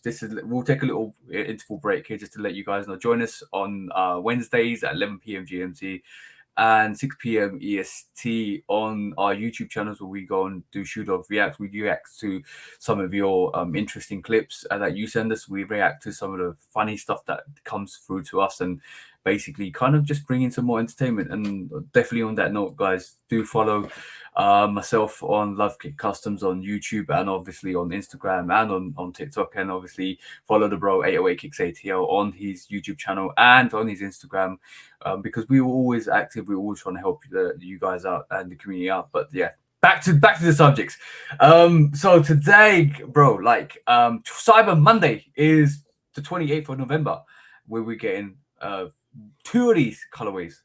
But I noticed something very, very interesting here, bro, in this picture, which was supplied by Soul Collector. It is on this page. I don't know if it's supplied by him, but there is different variations that we haven't been seeing, because we've seen the peach variation, we've seen the white variation, we've seen the blue variation, we've seen the purple variation, but there's this light purpley and teal variation that we haven't really seen. Well, we talked about this when we first, when everybody first found out about this collab, and we didn't know. Obviously, Khaled probably got every variation of what we're seeing, but we know which ones we getting. Like, I'm not cool with the white one. If that's the only one I can get my hands on, I'll do that. But I like the peach one. I like the blue one. Yeah. The purple one, not so much. I'm gonna give you a question, bro. I'm gonna give you a question, bro. Would you want DJ Khaled to release all 4 of the pairs that have been pushed out in that 23 pack? Yeah. Or if they said to you, bro, I'll give you 2 releases of these sneakers. You can only release 2 of them. Like, I'm gonna say you're DJ Khaled, man. You're DJ Khaled for the time being. For the next 30 seconds, you're DJ Khaled. And I'm Nike, and I'm saying, yo, DJ Khaled, what 2 pairs do you want us to release to the public? Because these 2 pairs are going to be your iconic pairs as general release to the public. It's your love for that Jordan 5. We want you to choose the 2 pairs that you want to send out, and the 2 pairs that you want to give to friends and family. What 2 pairs are you picking? The blue and the peach. Okay, so that powdery blue and the peach, yeah. Yeah. I would have gone with the purple and the peach, because I think the purple one's dope. The purple one's dope as well. But yeah, it's interesting that they gave us the peach and the white, because they gave us one of the best and probably one of the least wanted. Let's just say that. It is what it is, man. But I got a bit of a philosophy behind this. I'm just looking at this sneaker at this moment in time. And it's really funny that like the peach one connects to the blue one, and the blue one connects to the teal one, and the teal one connects probably, I can't see the inner lining to this, but it does look like it connects to something else. The white one connects to the blue one. It looks like that the inner linings are connected to the next sneaker along. So it almost looks like this is 6 rings. We've got an Avenger situation there where you have to collect all 6, but in all of them are linked by the inner lining. I mean, it's only 4, so and Yeah, the purple and blue we know is gonna be limited. In the 4-pack, that's gonna go crazy. It's only 23, yeah, so yeah, only super high level sneakerheads will even have access to that, let yeah, alone be able to actually cop. Like the people that got access to cop, it's still gonna be hard for them to cop. So yeah, it really at this point it don't matter. Like we get what we get. Hopefully, we get a decent amount so we can actually feel like it's it real was a good versus proper, some of the but releases. Like we know, like at least Travis Scott level, right? Because everybody going for these. yeah, If I think even if they did 250,000 or 400, 300, 400,000 pairs, it's going it's going crazy, man. I It's think going I crazy. think I think one of the thing is one of the things with this is because it's a full family size one with merch. I think it might be a bigger release. I would I love it. I doubt would it. love it I to think it's be gonna be Travis level. now. I would love it to be like a Air Max One Travis Scott release or It's gonna a be Trainer One. Travis. That's still low. Yeah, they're That's still still low, but low. they're still low, but it was more readily available, which is good. I don't want it to be a Jordan One That's enough to make Travis it Scott. real, though. Yep, yep. That's It has enough to. to It make it has to. real. It has The to trophy be. room ones didn't seem real. What was it was another release that happened that it just didn't seem real. Like it just make it let them. Long as I can see them every now and then, like I see a Travis Scott one every now Yeah. and then, I'm cool with that. But I'm going I in. think I just don't feel like that there's not a lot of love for Jordan fives. Let's just be honest with that. There's not a lot of love for It Jordan don't fives matter. anyway. It don't I matter. know, but I'm trying to Look show. at I'm look trying to at kind of look at what the trophy room 5 did. yeah. No, I know. Anytime it's It a is high level crazy. collab, it kind of don't matter. People hate on tools for years, and people still hate on tools to this day. And the Union tools were gone. Yeah. The not so much the chateaus because that was like when the game started to shift and resale started to die down and stuff like that. But The only comparison I'm taking with this at the moment is the off-white fives. The off-white fives exactly, didn't do the off-white fives didn't do really well initially. Then they shit, took off. shit. The- I they didn't. I think the resale for the off-white fives was No, like you 350. speaking, you, boy, stop. You speaking for over there. You Yeah, speaking for over there clearly 100%. You speaking for over there because off white fives over here was never less than 700-800 on release, and they were really? impossible to get. Fucking possible to get. People that got them right now, you can sell a pair of off white fives off your foot that you done worn 10 times for 1,200, depending on who I you don't talking know. to. And now it's Nah, I'm that talking level. about from time from time they hit the streets. The off white fight, both of them, they did the same thing, bro. I mean, 350, bro. That's shit. If they was 350, I have a pair. I would have eat, bro. I I would have paid 350. You don't understand how quick I would have dropped 350 for a pair of off white fives. That would have been nothing. That would have been nothing, bro. That shoe. I ain't never seen nobody selling that shoe. I'm talking about small toddler sizes was going for 500. Yeah, at this moment in time, I'm just looking at the I'm looking at the release chart. They dropped from like 1.5k to all the way down to 500, and they did. I think they hit about 491, 491 at one point in 2021 in November. But I'm just having a look. I'm pretty sure they are actually decreasing in price as we speak slightly. But I might be totally wrong. I think I thought I could purchase that for like 350 at one point. Let I me don't know. just I check. don't know why you didn't. It's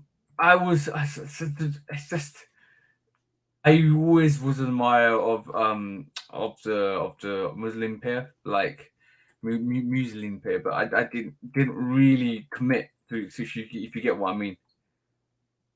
And like it's just me, bro. It's just like I don't kind of get mixed up with the hype as often as I should.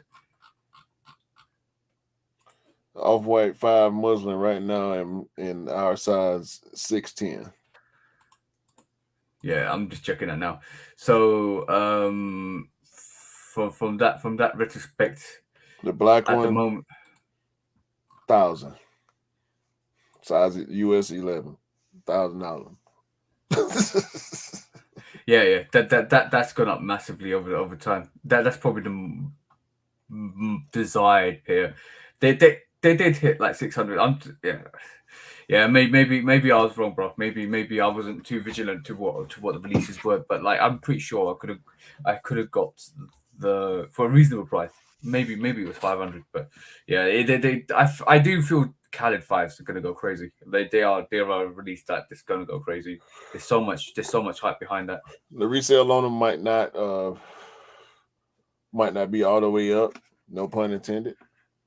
Yeah. But it's Fat Joe gonna have his pair.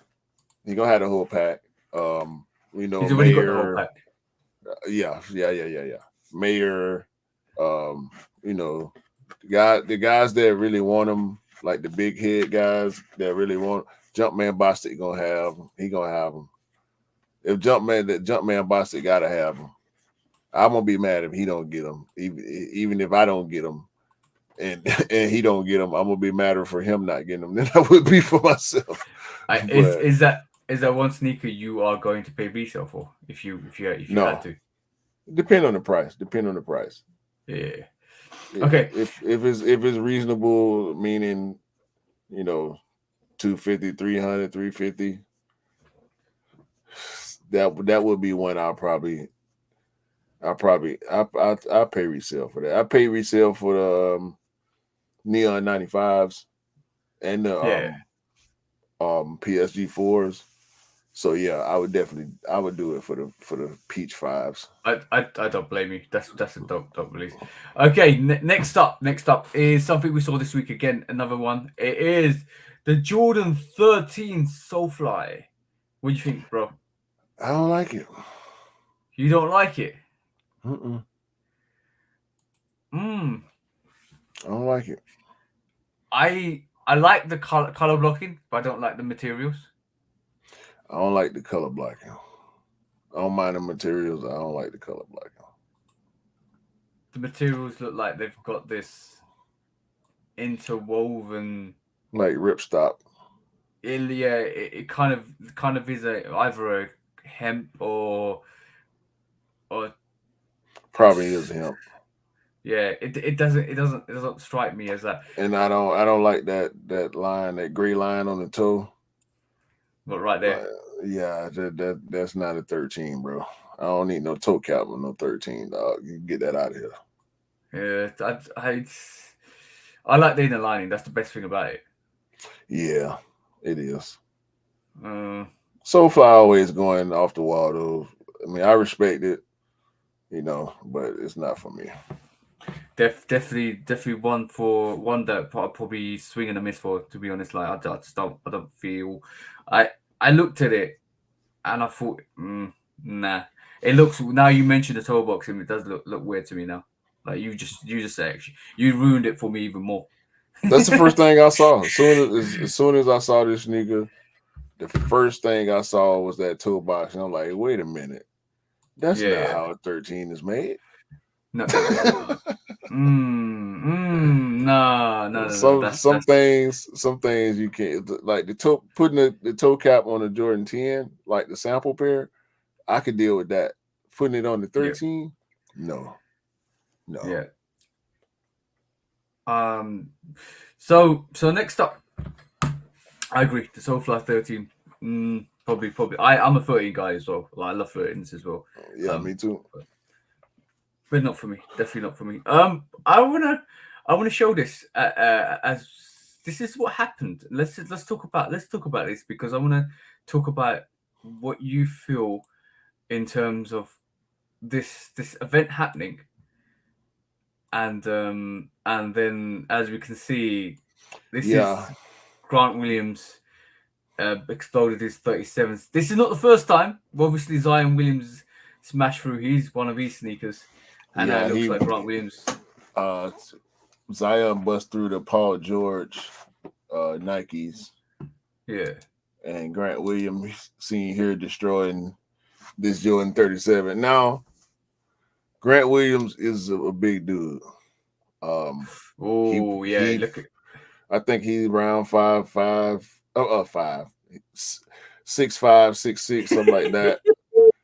And if you look at Grant Williams, bro, he's pretty well put together. He exploded that Jordan 37, bro. yeah. Look, his whole foot came through that. Like, the thing is, now we're realizing some of these basketball players, NBA players, are big built. I'm talking big built. But is that based on, like, my question to you, bro? Is that based on the athlete, or is that based on the lack of quality coming through? Because like we never saw it back in the day. It's a bit of Is both. it okay? So like, because like at this moment in time, more we're not seeing like Jordan. Like, I think Jordan 4, Jordan 3, 4, 1, 5, 6. I've built like a semi tank. Like from my perspective, I don't think they'll ever blow out as a Jordan 37 has.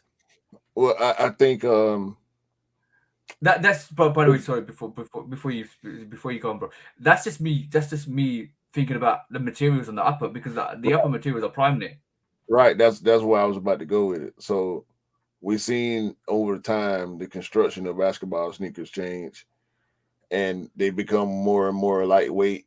They try to maintain the same level of strength with decreasing the weight, but to a certain degree, it's not possible. You know, we get a lot of sneakers in the mail, right? Pair of Jordans in the box, 4 pound, 4 ounces. Hmm. A lot of these shoes nowadays are like they trying to get below 2 ounces.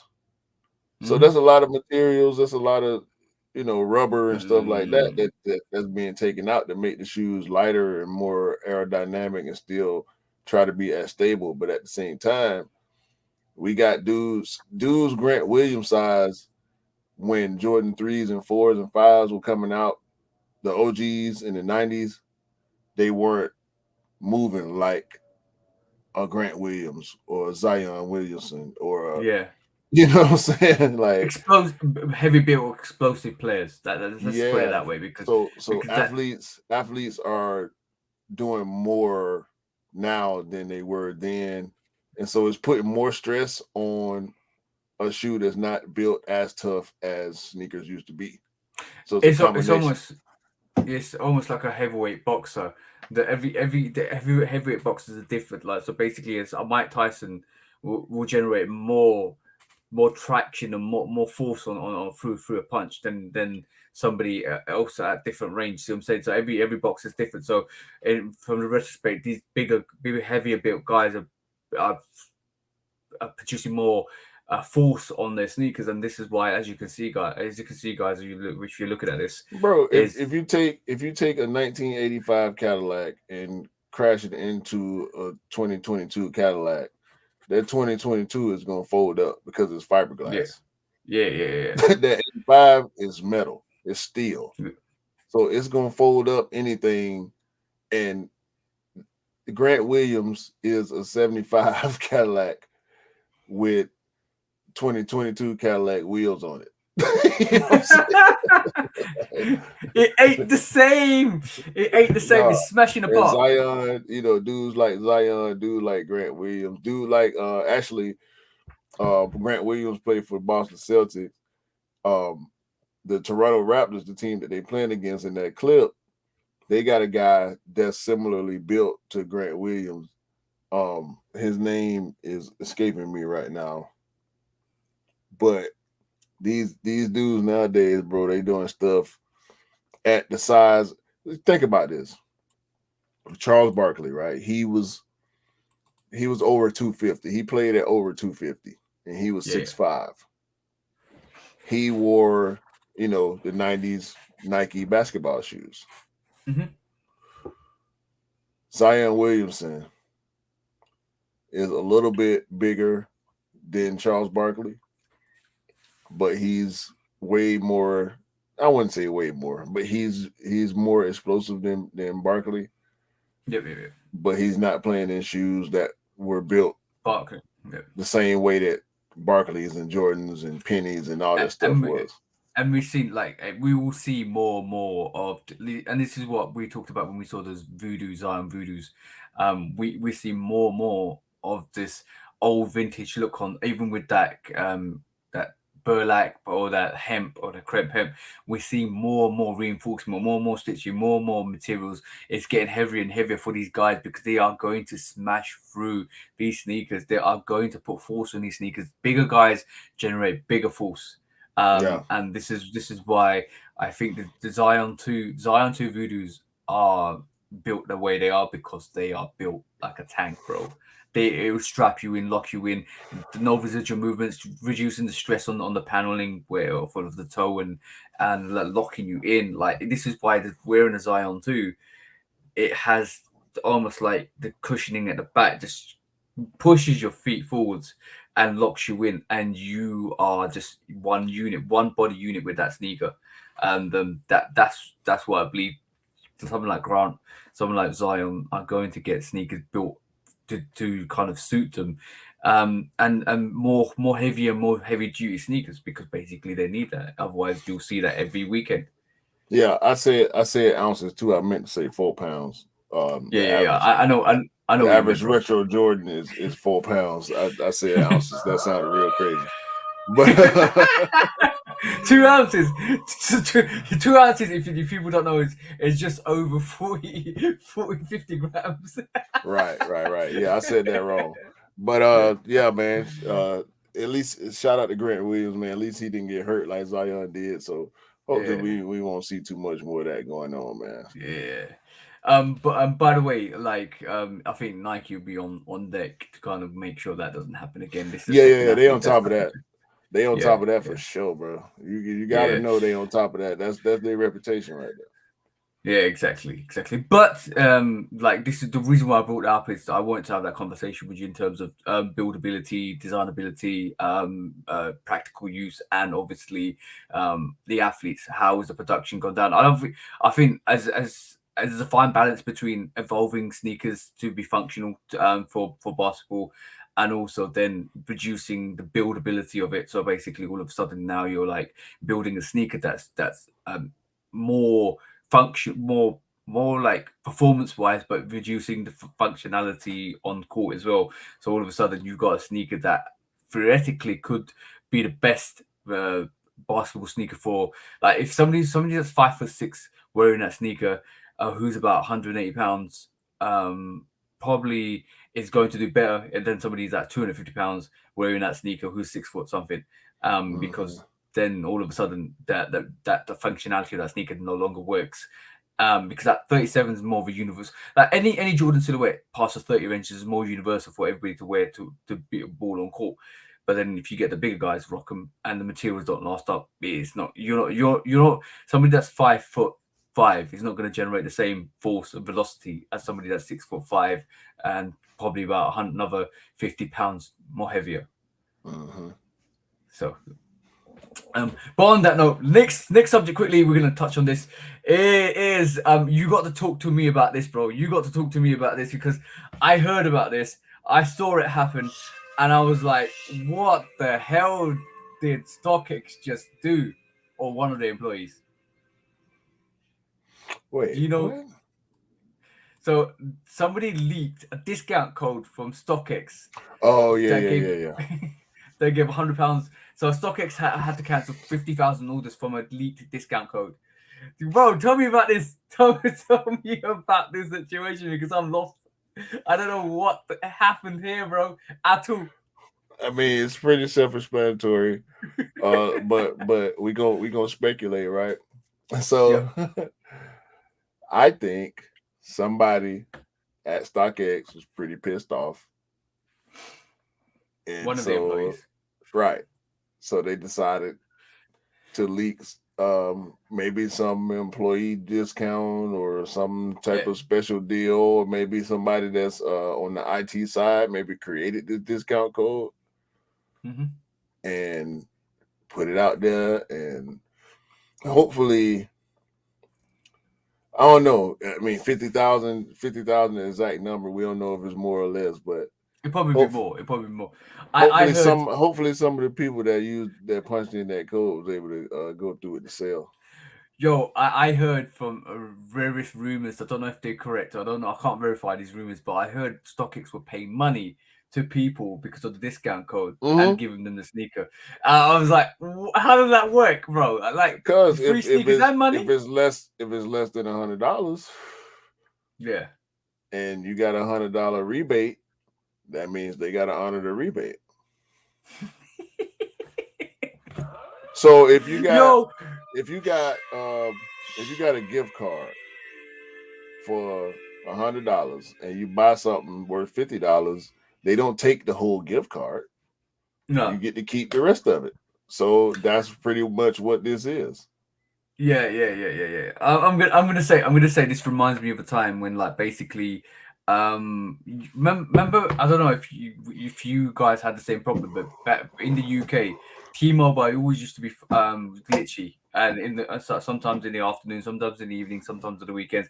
And anybody that's listened to this from the UK will understand this, because basically when you used to have a T-Mobile account back in the day, I'm talking like good 10 years ago, or even more than that, when folks were when contracts were first out and phones were like pay as you go, or like basically you have to pay top up and all of that stuff when SIM cards were first introduced. There was kind of a bit of a situation where T-Mobile used to have a glitch, and all of a sudden you can send and call for free. And like literally every like one, it'll be one day a month when they glitch out, and people are like, oh yeah, use your credits. They don't charge you. Or you send your text, like when text messages used to cost you. Send your text and send your things. You can call people for free, bro. In the evening times until they fixed it. It was used to be just jokes. I remember that time, and this actually reminds me of that situation where somebody just disgruntled. They say, yo, take this discount code. We got a glitch. Just pay. Just take as much as you can. The question is with this stockhead situation is, did the people who were selling the shoes not get paid because of the Yeah. discount code? And that would to me be the only problem. I don't want to take nothing away from the people that's selling, but Yeah. if StockX, don't get paid for the transaction, I'm cool with that. You know what I'm Yeah. saying? If StockX is having to pay me the difference, I'm cool with that. I don't want the actual seller to But have to mate, pay me the difference. yeah, but imagine if one of those purchases, you imagine if you were selling one of your sneakers, and one of the purchases was like accepted, and all of a sudden they cancelled it. That would annoy you, bro. Yeah, but that's what they're gonna do if they losing. Come on, bro. Yeah. We know ain't no company, let alone StockX, ain't no company out here willingly losing money if they can stop it. If it's a Yeah. glitch, if it's an error in the process, it's not gonna happen, bro. I see people all the time at the grocery store have to not purchase an item because the pricing is wrong or there's no price for it or whatever the case is. So Hmm. they're gonna protect themselves at all costs. That's no problem. But this Yeah. is just yet another issue for StockX in a long line of issues with customers. I got. It's interesting. We'll have to talk about this a bit further down when we open up some cases. But next subject, we got three subjects and one big subject to discuss at the end. Full-time restocks. We've seen a lot of people. Obviously, we know in full-time sneakers restock and stuff like that. And it's renowned. It's been happening for the last however so long. Full-time is always restock time. They're kind of just before like Black Friday and Cyber Monday, they do loads of restocks. We're hearing restock after restock after restock. Just to let you guys know that, yeah, just be patient. Sometimes if a sneaker's meant to be, a sneaker will come. But I'm hearing black. There was recently a restock in the States, wasn't there? You had military blacks and all that stuff restock. Mm-hmm. Yeah, Military blacks, bleach corals, highs and lows, pandas again. Yeah, pandas, highs and lows, family run of those. We had the infrared fours. So Yeah, it's interesting. Like just this is a subject matter just to make you guys aware that watch out for exclusive access. There will be an exclusive access for the Lost and Found coming. Watch out for that. Watch out for the military blacks. Watch out for restocks everywhere. Like you know, when you have those apps to kind of tell you when the restocks are happening and you hear those pings every day now. I've had like 5 or 6 come up. Bang, restock. Bang, restock. I had an Air Max 1 Cobblestones, the Air Max 1 Hempstead, the Air Max 1 Madden Roots. Bro, everything is restocking. And you know what's really funny? The Yeezy restocks are stupid. And then, we won't talk about them at this moment in time, but we are going to talk about them a bit further down in this podcast. But, bro, how many Yeezy restocks I've seen this month alone. And that's a whole indication of what's going to happen next. But we'll talk about that in a bit. But yeah, just be aware, guys, that restocks are happening in full time. There will be exclusive access for some of those releases in full time, and talk about November, December time, or even if we get the Chicago Lost and Founds in October, you're going to get exclusive access soon. There is massive restocks for all the sneakers. So this is why I always live by, if it's destined to be, it will be. Don't pay that resale. If you're 50-50 about something, because basically they will restock. And I've noticed that last year, I noticed that the year before, you'll notice that the year before this. And I could have easily bought the military blacks when they first came out for like 290, 280, 290. I just held back. And if it's meant to be, it's meant to be. If I'm going to copy, it will be in one of these restocks. Simple.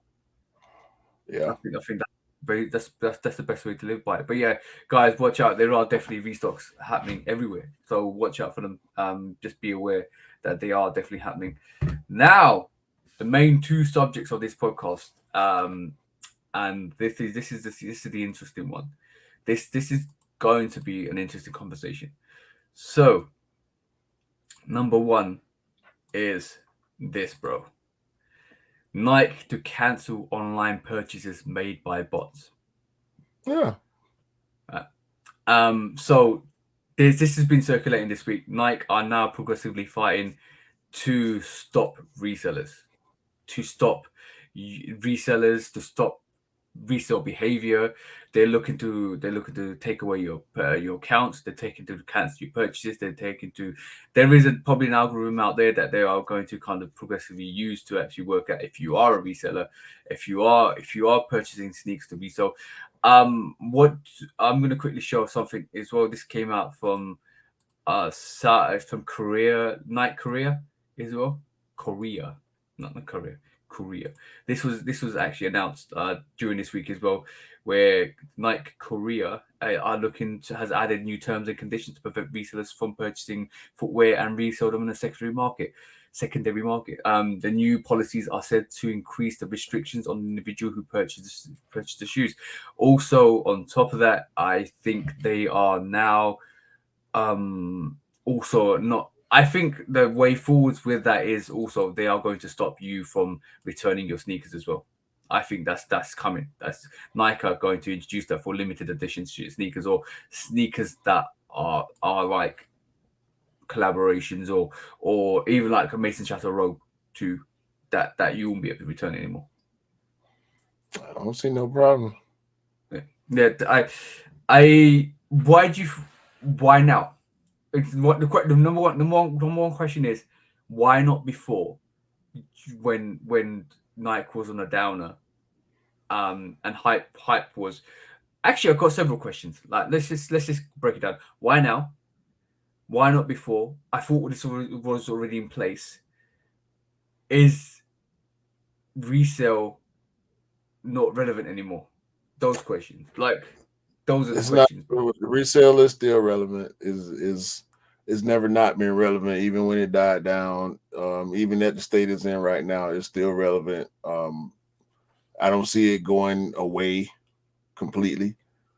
But as far as the brands are concerned, and I'm not just going to talk about Nike or eBay in particular.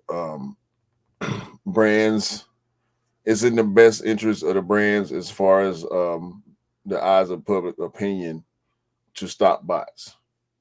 Mm-hmm. Do bots or people that use bots, do they pay for sneakers? Yes. Do they resell sneakers? Yes. Does the resale market have anything to do with the brands? Not as much as we want to believe it does. Not Mm-hmm. as much as we felt like it did during COVID. Um, so the brands, Nike in particular, have been talking about this. They we don't know what they're trying to do or how much they've tried to stop this, but this is not a new conversation for Yep. Nike. It's not a new conversation for any of the boutiques that take drastic measures to eliminate resale. So it's just on a bigger scale with companies like Nike and eBay. Yeah. When we hear about this type of stuff, I don't feel no way about it, man. I mean, if they can get it done, cool. If they can't, I appreciate them trying for what it's I, I worth. I got some theories behind this. Um, so you know that this like resales helped out Nike a lot. Let's just say resell and resellers have helped Nike out a lot because basically, it's like being it's increased the publicity, it's increased the hype, it's increased the demand on their sneakers. So they've relied on that quite a bit. I feel over the last 5 to 6 years, even more than that. Stuff like the Last Dance kind of elevate that resale kind of hype behind sneakers, hype and demand that is a lot with just the brands as well. So I think that's helped a lot to drive the business model for Nike over the last 5 6 years. I feel it's still got its place. Resale still got its place, but them coming out to it now, and we always thought it was bot protected. All of that stuff, like all of that, we know it is hard to protect from bots and stuff. We know that it's quite a demand. It takes a lot of money to stop bots anyway. Um, and right this moment in time, as hype is dying on a lot of sneakers are sitting. I feel like Nike has taken the advantage to say, you know what, let's just stop this whole retail business. But my secondary thoughts are to what this whole situation with StockX and Nike, Yeah, where StockX are the main company that's the resale sneakers. But also then I also do feel with that whole situation is Nike could turn around and say we're stopping resale, so therefore this is a direct attack on StockX to say we are stopping you. But also it could mean they might put a junction out on StockX to reveal the people that resell sneakers on their platform, and yeah, therefore they can look to cancel these viable resellers, or it gives them a bit more information about the inside workings of StockX. So I feel there's a secondary motive behind this as well, because I feel it's a way to gather information about your rival, or not your rival, your secondary market. This is and Scott and a lot of people have said this to me. They've looked Nike looking to increase the price to decrease the resale to get out resellers. That's one thing we've seen recently. The prices keep going up to bridge that gap between resale and retail. I don't think the price increases got much to do with resale at all. Yeah, I agree, and kind of the more it goes up, the more I'm thinking that way. But I can understand the current climate stuff like that. But also, um, I just feel like this is not come out of the blue. Somebody within the corporate Nike corporation has literally said, "Let's make a blank statement. If you're found, this is going to happen. If you're found to be reselling sneakers, bang, bang, bang, bang, bang. but then it gives them ammunition to go over to the judges and say, StockX, this is now new terms and condition. You can't let anybody from your platform sell Nike sneakers anymore. They did a whole campaign on the sneakers app. Yeah, about stopping bots and improving the exclusive access experience and whatnot. Like, this ain't. It's just because of the case with StockX. It's just furthering the agenda, I think. Yep. To get at StockX and be able to push forward the narrative of stopping bots, whether they doing a little bit or nothing or as much as they say they doing. The narrative is more important. Yeah, that people can trust the company. We can trust that the company is on our side as consumers. That's what it's about. And let's get this straight. Actually, this whole agenda on StockX happened after Ann Herbert and her son. Yeah. And that was a very bad image from them. And this is them trying to spin to the image in the public eye. Now the whole concept is Nike want to fight botters. Nike want to fight resellers. Nike want to make sure we get the products directly from them rather than done like basically kind of saying, oh, the Nike resells anyway. Like that was the whole consent, and that was reinforced by that situation, and the trophy room situation. And then now I think they're trying to change the image, which is a good thing because it means more sneakers are accessible to the general public. But the thing is, this whole agenda came out of that situation. It came out of that situation. Yeah. But last subject before we go into our I'm gonna say world famous. It will be world famous one day. But last subject matter is how I introduced the show was based on this. How as I said, oh wow, he just took himself out. It was based on one person alone that we've been speaking for months and months and months, and now it's getting tiring to the point where we keep looking at this situation and we keep thinking, what is this guy going to do next? And the reason why I'm saying this guy is, but I want to show you the article before I can actually say who it is, because I want to see where is this article? This one here. This one is the one. This is Mr. Kanye West. Has he full blown it now? Has he? Because he's now been blocked off Instagram and Twitter. Because he said something very anti-Semitic last week. I'm not going to repeat these words. I don't know where they came from. It was a bad situation for him, I feel. I'm done, bro. I'm done. Yeah. I'm you're not the only one. You're not the only one, because like it's almost like now he's gone from being everybody's like savior to like IP, intellectual property. He ain't never saved me from shit, bro. Yeah. The dude. Okay, look, this ain't a music podcast. Even though we talk about music sometimes, this is not a music podcast, so we don't discuss his music, right? Mm-hmm. This is a sneaker podcast, and for the past few months, we've talked about sneaker related things, but we don't really talk about the products. And so I'm done talking about him if it's not product related.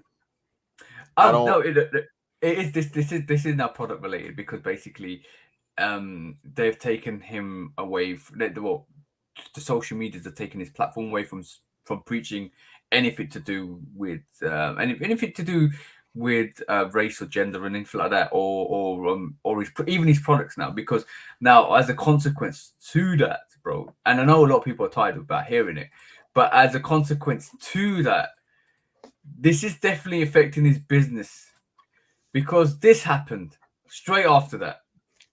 JP Morgan basically cut ties with Kanye West after what he said, and that now does affect his business, bro, because where's he going? I don't care. Q's like, F Kanye, F this after. I don't care. This is boring now. I don't really care about this situation because No, Kanye it's just not literally. that it's not that it's boring. It's nerve wracking, bro. I ain't got the energy to be worried about or even thinking about this too deep, bro. Like we've been talking about it too long, man. It's just the series of events that led up to this, bro. It was predictable, you know. Different. It's definitely a very, very, very high level of business that's going on with all the stuff that we talked about concerning him in the recent months. Yeah, But this was once again this was inevitable. it's very self-inflicted. Very Yeah, self-inflicted. yeah, he Like, did it to how do himself. you how did you go? How do you go from being like, yes, we're behind Kanye to like, oh, what the hell did you just do, bro? What did you just do, bro? And see with the Adidas situation, right? With the colorways not being approved and the stealing of ideas and all that conversation was fair game for me, you Yeah, know, yeah. because that's what we're here for. But when it comes to all the extra stuff he's been doing, it's all been relatable because that's where I was coming from. Like when it Hmm. was, you know, lashing out at Adidas and beefing with um, you know, the CEOs and the high end people in the company. That's all relevant to the sneaker conversation because that's affecting his bit. But all the political dumb shit and the the the the online craziness and all that, bro. It's just I'm I'm done. not I'm even gonna. I'm good. not. I'm not. I'm not gonna even mention that Cause a T-shirt. So pattern, let's bro. just.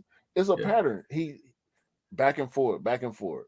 He'll say something that makes sense and turn around and say something that's damn near the opposite of what made sense. And even sometimes when he makes sense, you got to decipher that. You got to read between the lines. You got to rephrase to make it make sense. You have to have other people that support him come out and say, "Nah, this is what he was trying to say."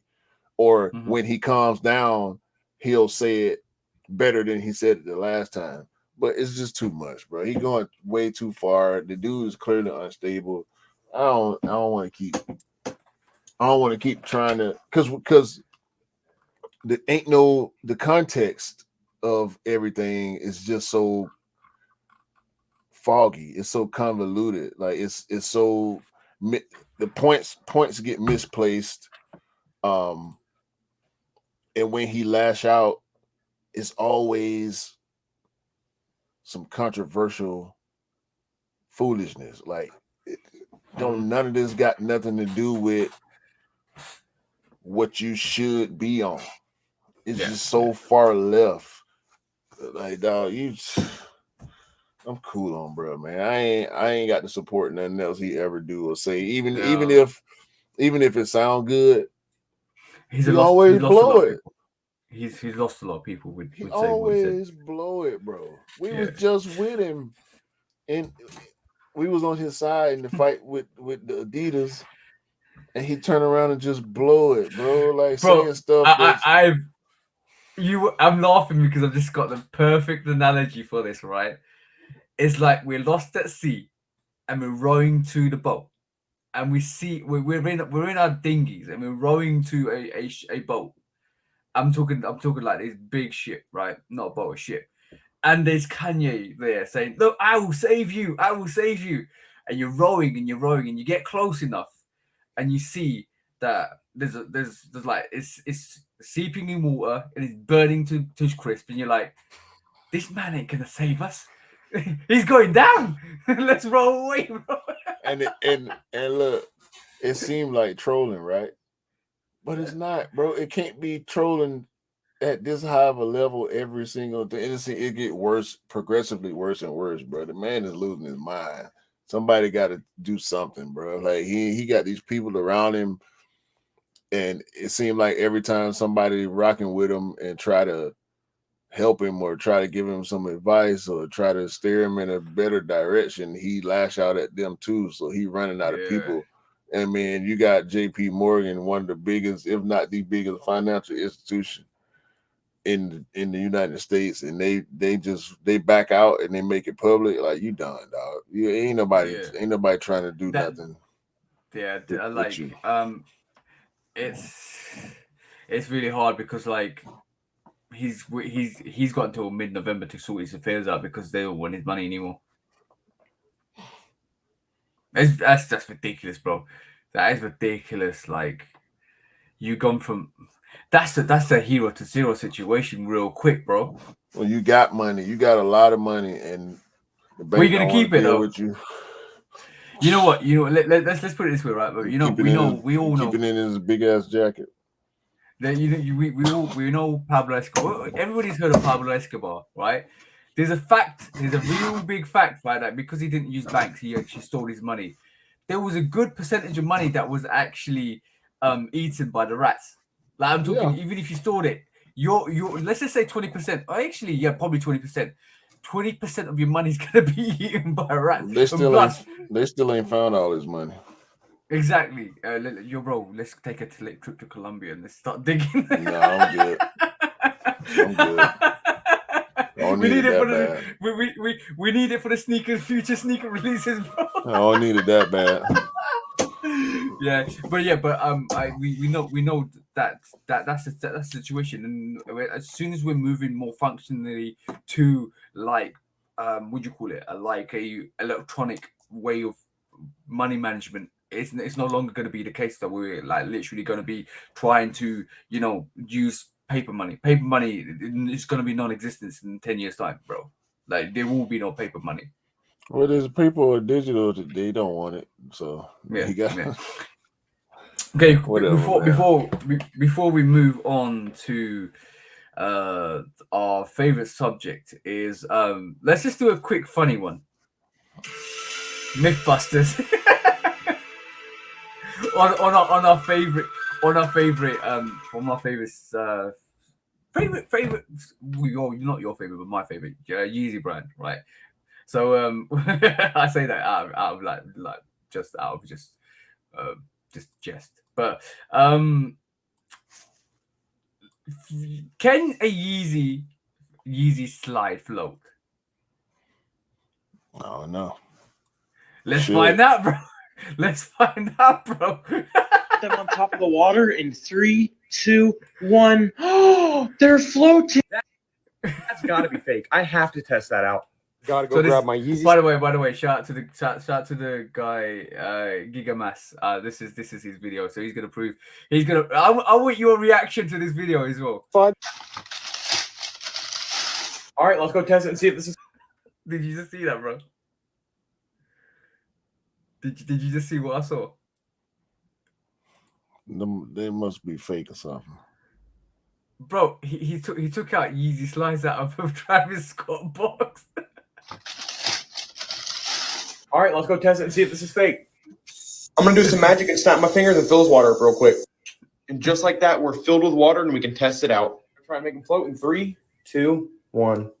No way they actually float. All right, we got to try it with 2 at once. All right, we're about to put the second one in. Let's test it out real quick. Bro, why are you showing me this? Because I just want to go back to this is Mythbusters. Yeezy slides do flop. But I wanted to show this because I remember a couple of weeks back, right, when we had Benzino on the channel, and he said he took his Yeezy slides to I think a water park or something like that, or he actually took a shower in them, and all they do is squeak now. This guy just put his Yeezy slides in water, bro. And for the next ever so often, his Yeezy slides are gonna squeak like a mouse every time he walks. Yeah. That's on y'all slide wearers. Nothing to do with me. I'm more worried about my Air Max squeaking. I ain't got time to worry about nobody else shoes squeaking. Yeah, that's just jokes. I just thought I'd share that with you. That's quite funny to me. Like, this is just a bit of a funny Mythbusters. That's dumb though. Like, of course they float is rubber. Foam. It's foam. It's foam. So exactly. Of course it float. That's stupid. All right, I'm gonna just say one last thing before we go to our basically our most iconic scene for the podcast. This is a fact. This is a fact. It's Nike is lost at sea. So basically, this is a little article that Complex done, and I read this and I found it quite interesting. Not funny, interesting. On the 27th of May, 1990, a huge shipment of Nikes got lost at sea. And one of the strangest shipping accidents ever. 80,000 pairs of Nikes went missing in the Pacific Ocean en route from South Korea to the United States. Oceanographer Curtis Ebersmeer has been receiving air solo flight strike force and Pegasus from overboard shipments ever since. So basically, he's been monitoring the actual sneakers from that got lost. Nike make durable shoes. He says apparently they're tougher than the ocean. Now he tracks their movements. If you follow the sneakers, you can kind of follow sneakers under the current wave. He says a shoe from the split can drift an average rate of 7 miles per day. That it's 24,000 miles around the Earth at the equator. So if they're floating long enough, they'll go around the world twice. So basically, imagine one of those 80,000 pairs traveling all around the world like twice in their lifetime. Now imagine if one of them actually kind of just like ended up on some shores. It's a premium sneaker, bro. It's built to last. That's interesting. I thought that was ever since you made that there's a premium sneaker, that is just absolutely funny to me, bro. It's built to last, but like it is built to last, exactly. But it's interesting that this guy actually spent loads of time and money to track 80,000 pairs of sneakers. It's probably something to do with his job anyway. So it was just something extra for him to do to keep himself occupied, maybe. But that's a little fact for you guys, because basically, if you ever find a Nike on your shore and it's basically just there, it could be one of those 80,000 pairs that kind of like shipped to shore. So you could have a very rare sneaker that it could be an exclusive access. It could be a sneaker that never got released because it could be one of those Travis Scotts that never actually found its way to retailers because it got lost. 80,000 pairs, bro. 80,000 pairs. Damn. That's a lot of money. Lot of money, bro. A lot of money. But that's one of the costs that we say that goes into shipments, because obviously there's a percentage of shipment that goes missing. And obviously, you don't know the factory numbers, because if they produce 1 million pairs, you might end up with 800,000 pairs, because 20% go missing in ship. And this is why money goes up for these sneakers. On that note, bro, shall we go and do this thing? Let's get it. Let's get it. When resale is too high. Damn resellers. Order. When hype beats go too far. These damn hype beasts. Order in the court. Order. The back door opens. Guilty. It's time for Order in the court. the sneaker court of public Guilty. opinion.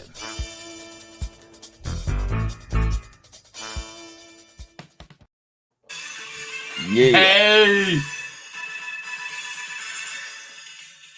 Guilty! This is time. It's time for Sneaker Court Public Opinion with myself, Judge Public Opinion, and Mr. Executioner. What we got today, bro? The keys of justice. Are you gonna lock away bad crime, bro? Are you gonna put those handcuffs on those criminals? Are you gonna shut those gates of justice? We're locking them up. We're locking them down. And we opening the doors, the real doors that need to be open to the game, so everybody can understand how to get these pairs out here. Because a whole bunch of foolishness going on. I was about to sing. I got the keys.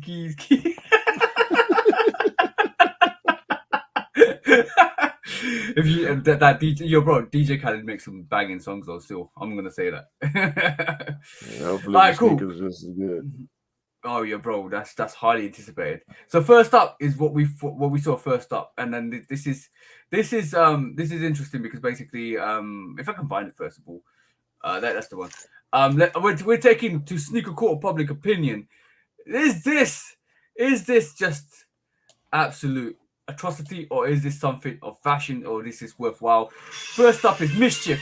You are accused of ripping off the NHS and ripping off every medical service. Why have you created these medical boots? I know it's a gimmick. I know you're trying to be controversial. I know you're trying to be unique and different. And it's almost like Mischief are not taking like a joke, because Mischief being Mischief, if they do, that's the stuff they do. Like, what is the direction you want to take this company? Do you want to be a reputable brand, or do you want to be like or do you just want to be like taken as a joke every single time we release a sneaker? I don't understand. I think you can be both. I'm starting to understand that about Mischief, because they do produce clothing and sneakers and everything else that they want. They do everything they want to do. When we hear about this crazy stuff, like we said before, it's to bring attention to the brand.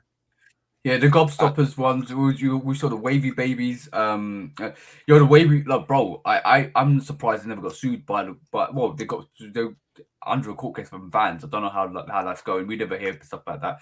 But I know a lot of people injured. Well, some people injured themselves wearing those wavy babies. So I'm surprised they haven't got a court case against people hurting themselves with that sneaker. No, I don't think you could sue for that. Like, but it's Mischief doing mischievous stuff.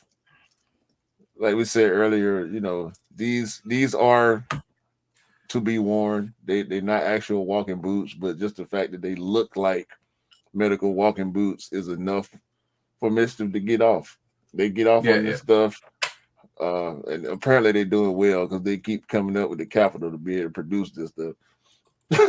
And then we ain't talking about no $30 vans right here. They want $450 for these. Yeah, that's one of the main reasons why I'm taking them to court. $450 for a medical boot. I feel like they must have purchased that medical boot, ripped it apart, restructured it, and then sold it for like $450. I think every single one was an ex-medical boot potentially. No, I mean they created a mold similar to the way foam posits are made. So they had to pay for that mold. They had to buy multiple molds and able to do sizes. So they spent a lot of money on this. They want a lot of money for it. It's working. We're talking about it. It's working. I think one of Mischief's goals is to make sure they get a lawsuit for every sneaker. I don't see how they can get one from this. So maybe not this one. Maybe not this one. This one and the Gobstopper are the safest sneakers that we've seen from Mischief in recent times. And they got let's put their record right. They got the Nas sneaker. They got a lawsuit against Nike. The Wavy Baby from Vans. The Gobstopper is probably from the actual Sweet Company. Now this medical boot, I don't know. Like, I won't be surprised. No, bro. The only court case I can see is somebody actually thinking that's an actual medical boot and actually wearing it and actually making it hurting themselves even more. That's the only way I can see a lawsuit against it. But like I do understand that they're pushing the barriers and boundaries, and they're trying to kind of evolve their range into being different to every other sneaker brand. But like I do respect that. But it's just comical. Like, at this moment in time, it's quite funny. It's comical. And I just thought, like, it's just funny. It's just funny, bro. That's what they say. So on this,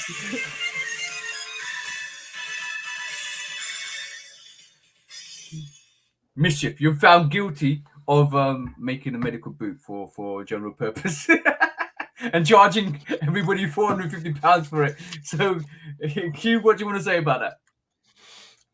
They need to take that medical boot and lock it up. I got the key. I got the keys right here. Lock it away forever. Guilty. All right, cool. Next case is obviously something that we just touched on now. And I think like you don't want to. I want to bring it. I just want to bring it to court and just close it for last time ever, because like basically from my perspective, this has gone on too long. Let's talk about what we think. Kanye West blowing basically self-destructing. I feel he needs help. I feel it's a good thing that he's not on social media, not on Insta or Twitter at the moment, because basically it'll give him some reprieve. He needs a reprieve. He needs to step away. He needs to step back. He needs to know that not all news is good news, and he took that too far this week. So from that perspective, it's good that Twitter and Instagram have taken his account away, and he can't rant like he would normally, especially with the JP Morgan stuff, because we haven't seen anything from him. I think sometimes he makes a situation worse for himself than better. And it's good to kind of, like you say, grab your keys, bro, lock him away for a little while and let him contemplate his actions, because every action has a reaction. And the actions he took last week, basically, the reaction that came from that probably was the most detrimental thing for his career ever. So on that note, this is a quick in and out. I'm gonna for Mr. Kanye West, I'm just going to say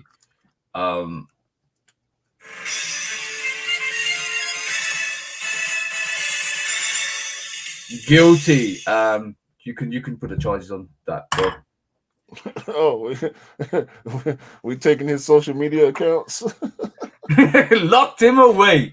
I got the keys to that. I don't think he don't need no social media, man. He big enough without it. Yeah. Exactly. Like sometimes you just need to step away and just not interact with bad. Sometimes you got to control your inner demons. I'm not saying that we both have inner demons, but sometimes some people have inner demons that they need to kind of just not vent, because sometimes it comes out really bad, like it did last week, and it wasn't a great look from Kanye at all. Last but not least, bro. This is the funny one. At least we're ending it on a funny one, bro, because this is a funny one. Last but not least.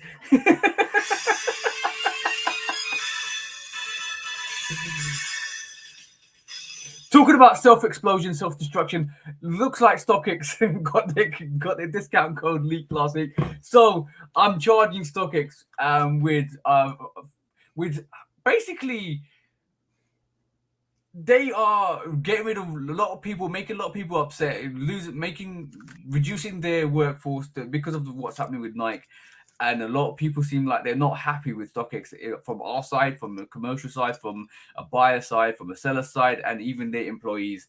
So I'm charging StockX with more compassion, with more, I know business is business, and business ain't looking good for you at the moment. But like, you've upset one of your employees that's leaked your discount code. That meant you had to kind of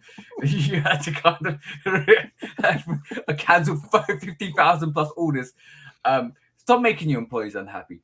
They are your business. They are your entity. They are your interface. They are they are you basically. So you're basically cutting off your left arm to satisfy your right arm, and your left arm was like, oh no, I'm gonna cut it back up and slap you right in the face. And this is what happened, because you one of your employees must have leaked that discount code, and one of your employees was really upset. And even if it's not one of your employees, even if it was a glitch, how did that glitch happen? Because it looks like it could be somebody from IT, could be somebody from anywhere.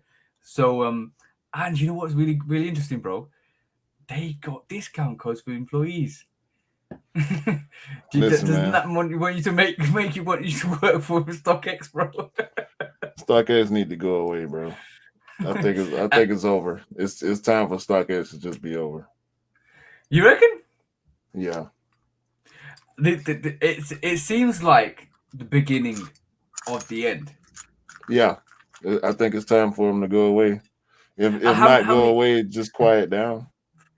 How many controversial things happened to StockX over the last, especially when Nike got involved even more? We've always heard rumors. By the way, these are all rumors and accusations rather than us directly coming from it. And we're gonna talk about something that we talked about midweek as well, because basically let's touch on that slightly.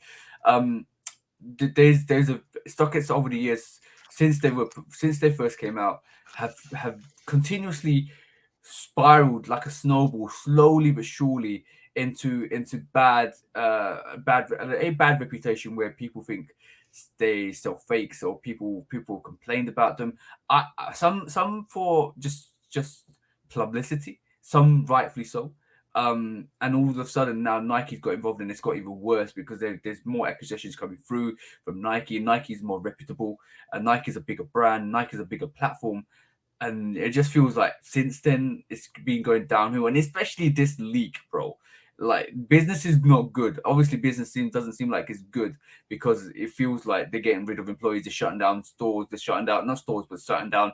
They're getting rid of authenticators. All of that stuff is happening in the background, and people are being upset, so they're doing stuff to kind of hinder StockX. So we know, and I know a lot of people don't mess with StockX anymore. It feels like definitely feels like a downhill spiral. Bro, it might be. I don't know. Out of just the capacity of information, StockX will always be around. But out of like reselling, if Nike have their way, they'll shut down StockX tomorrow. Mm-hmm. I'm with it too. Yes. I'm with it. It's interesting. It's StockX.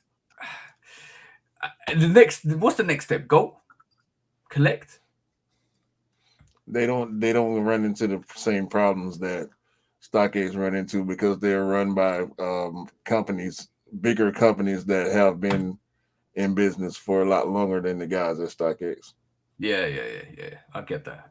It's just fascinating to me because basically, it does seem like StockX are on the spiral downwards, and that snowball's getting bigger and bigger and bigger.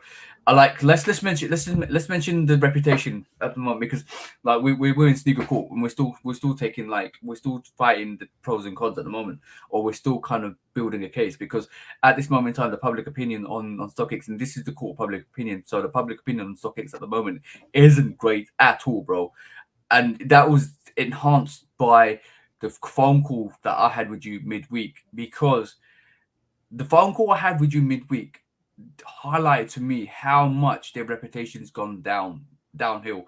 Because you called me like midweek and you said to me, bro, I think my electric orange are fake.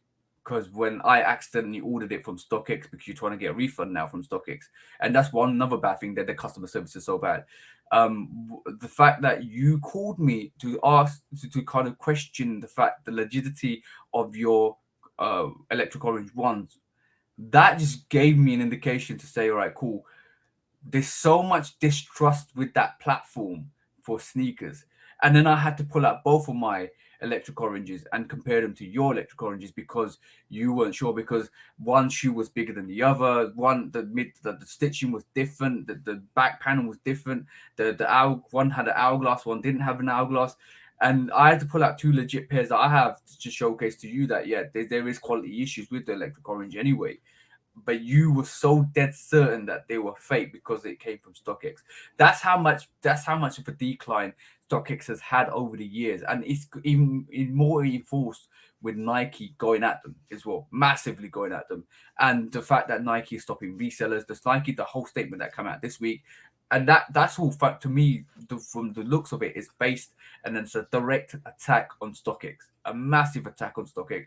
This is a declaration of war from Nike to say, we're on your case, we're after you. You're not allowed to sell our sneakers anymore, and that alone should have someone like StockX, Goat, Collect, and any reseller quaking, because if Nike's coming out with statements like that when they weren't before, it's a direct attack on you and any reseller to say, yo, if you're found to be a reseller, if you're found to doing this bad activity, and at this moment the ground level at this moment is just individual resellers. This whole equation with the statement that they've released this week is going to generate more litigation, more kind of terms and condition, and it's only going to enhance the fact that they're going to start attacking these bigger platforms eventually. And this is the start, and we just talked about this is the start of the end of I believe StockX. Get them out of here. And on that note, bro,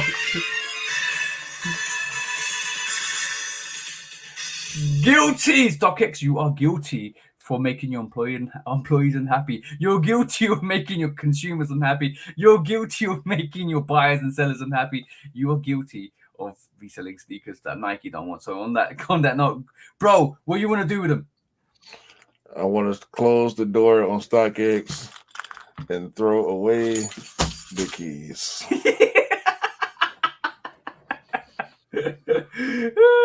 Damn.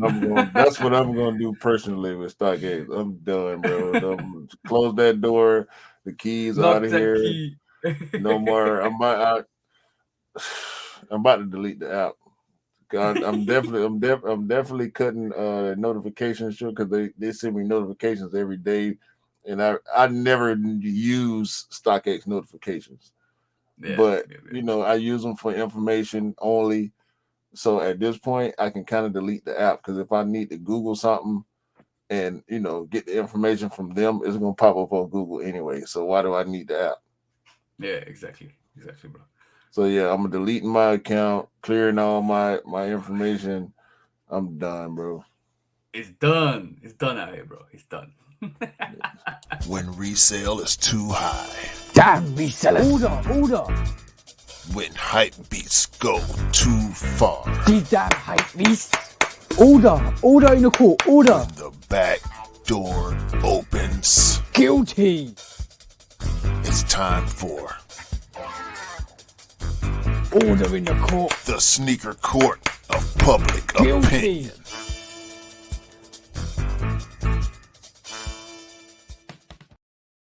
Hey. Yeah. That was an interesting week, bro. Interesting week. There's a lot to that we got through in at 2 hours and 35 minutes. We was planning to do it for less than 2 hours or less 2 hours on the spot, but obviously sometimes you overrun because there's so much news this week, so much interesting news, interesting releases. Full time is crazy, bro. Full time is definitely crazy.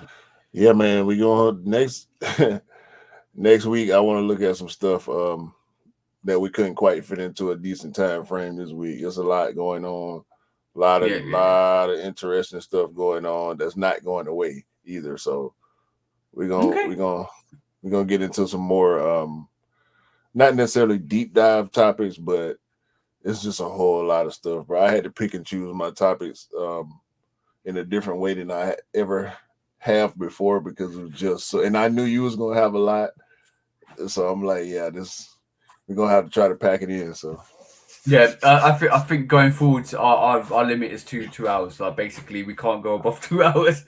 well, we try, but we try our hardest, guys. As you can see, if you've made it to the end, you can see there's a lot of information this week, a lot of detail, and we were more rapid on our subjects than normal as well because we were going bang through. Hey, save us on Watch Later, man. Watch Later on YouTube Watch Later is my friend because even when you if you start, because I watch a lot of long form content on YouTube. Yeah.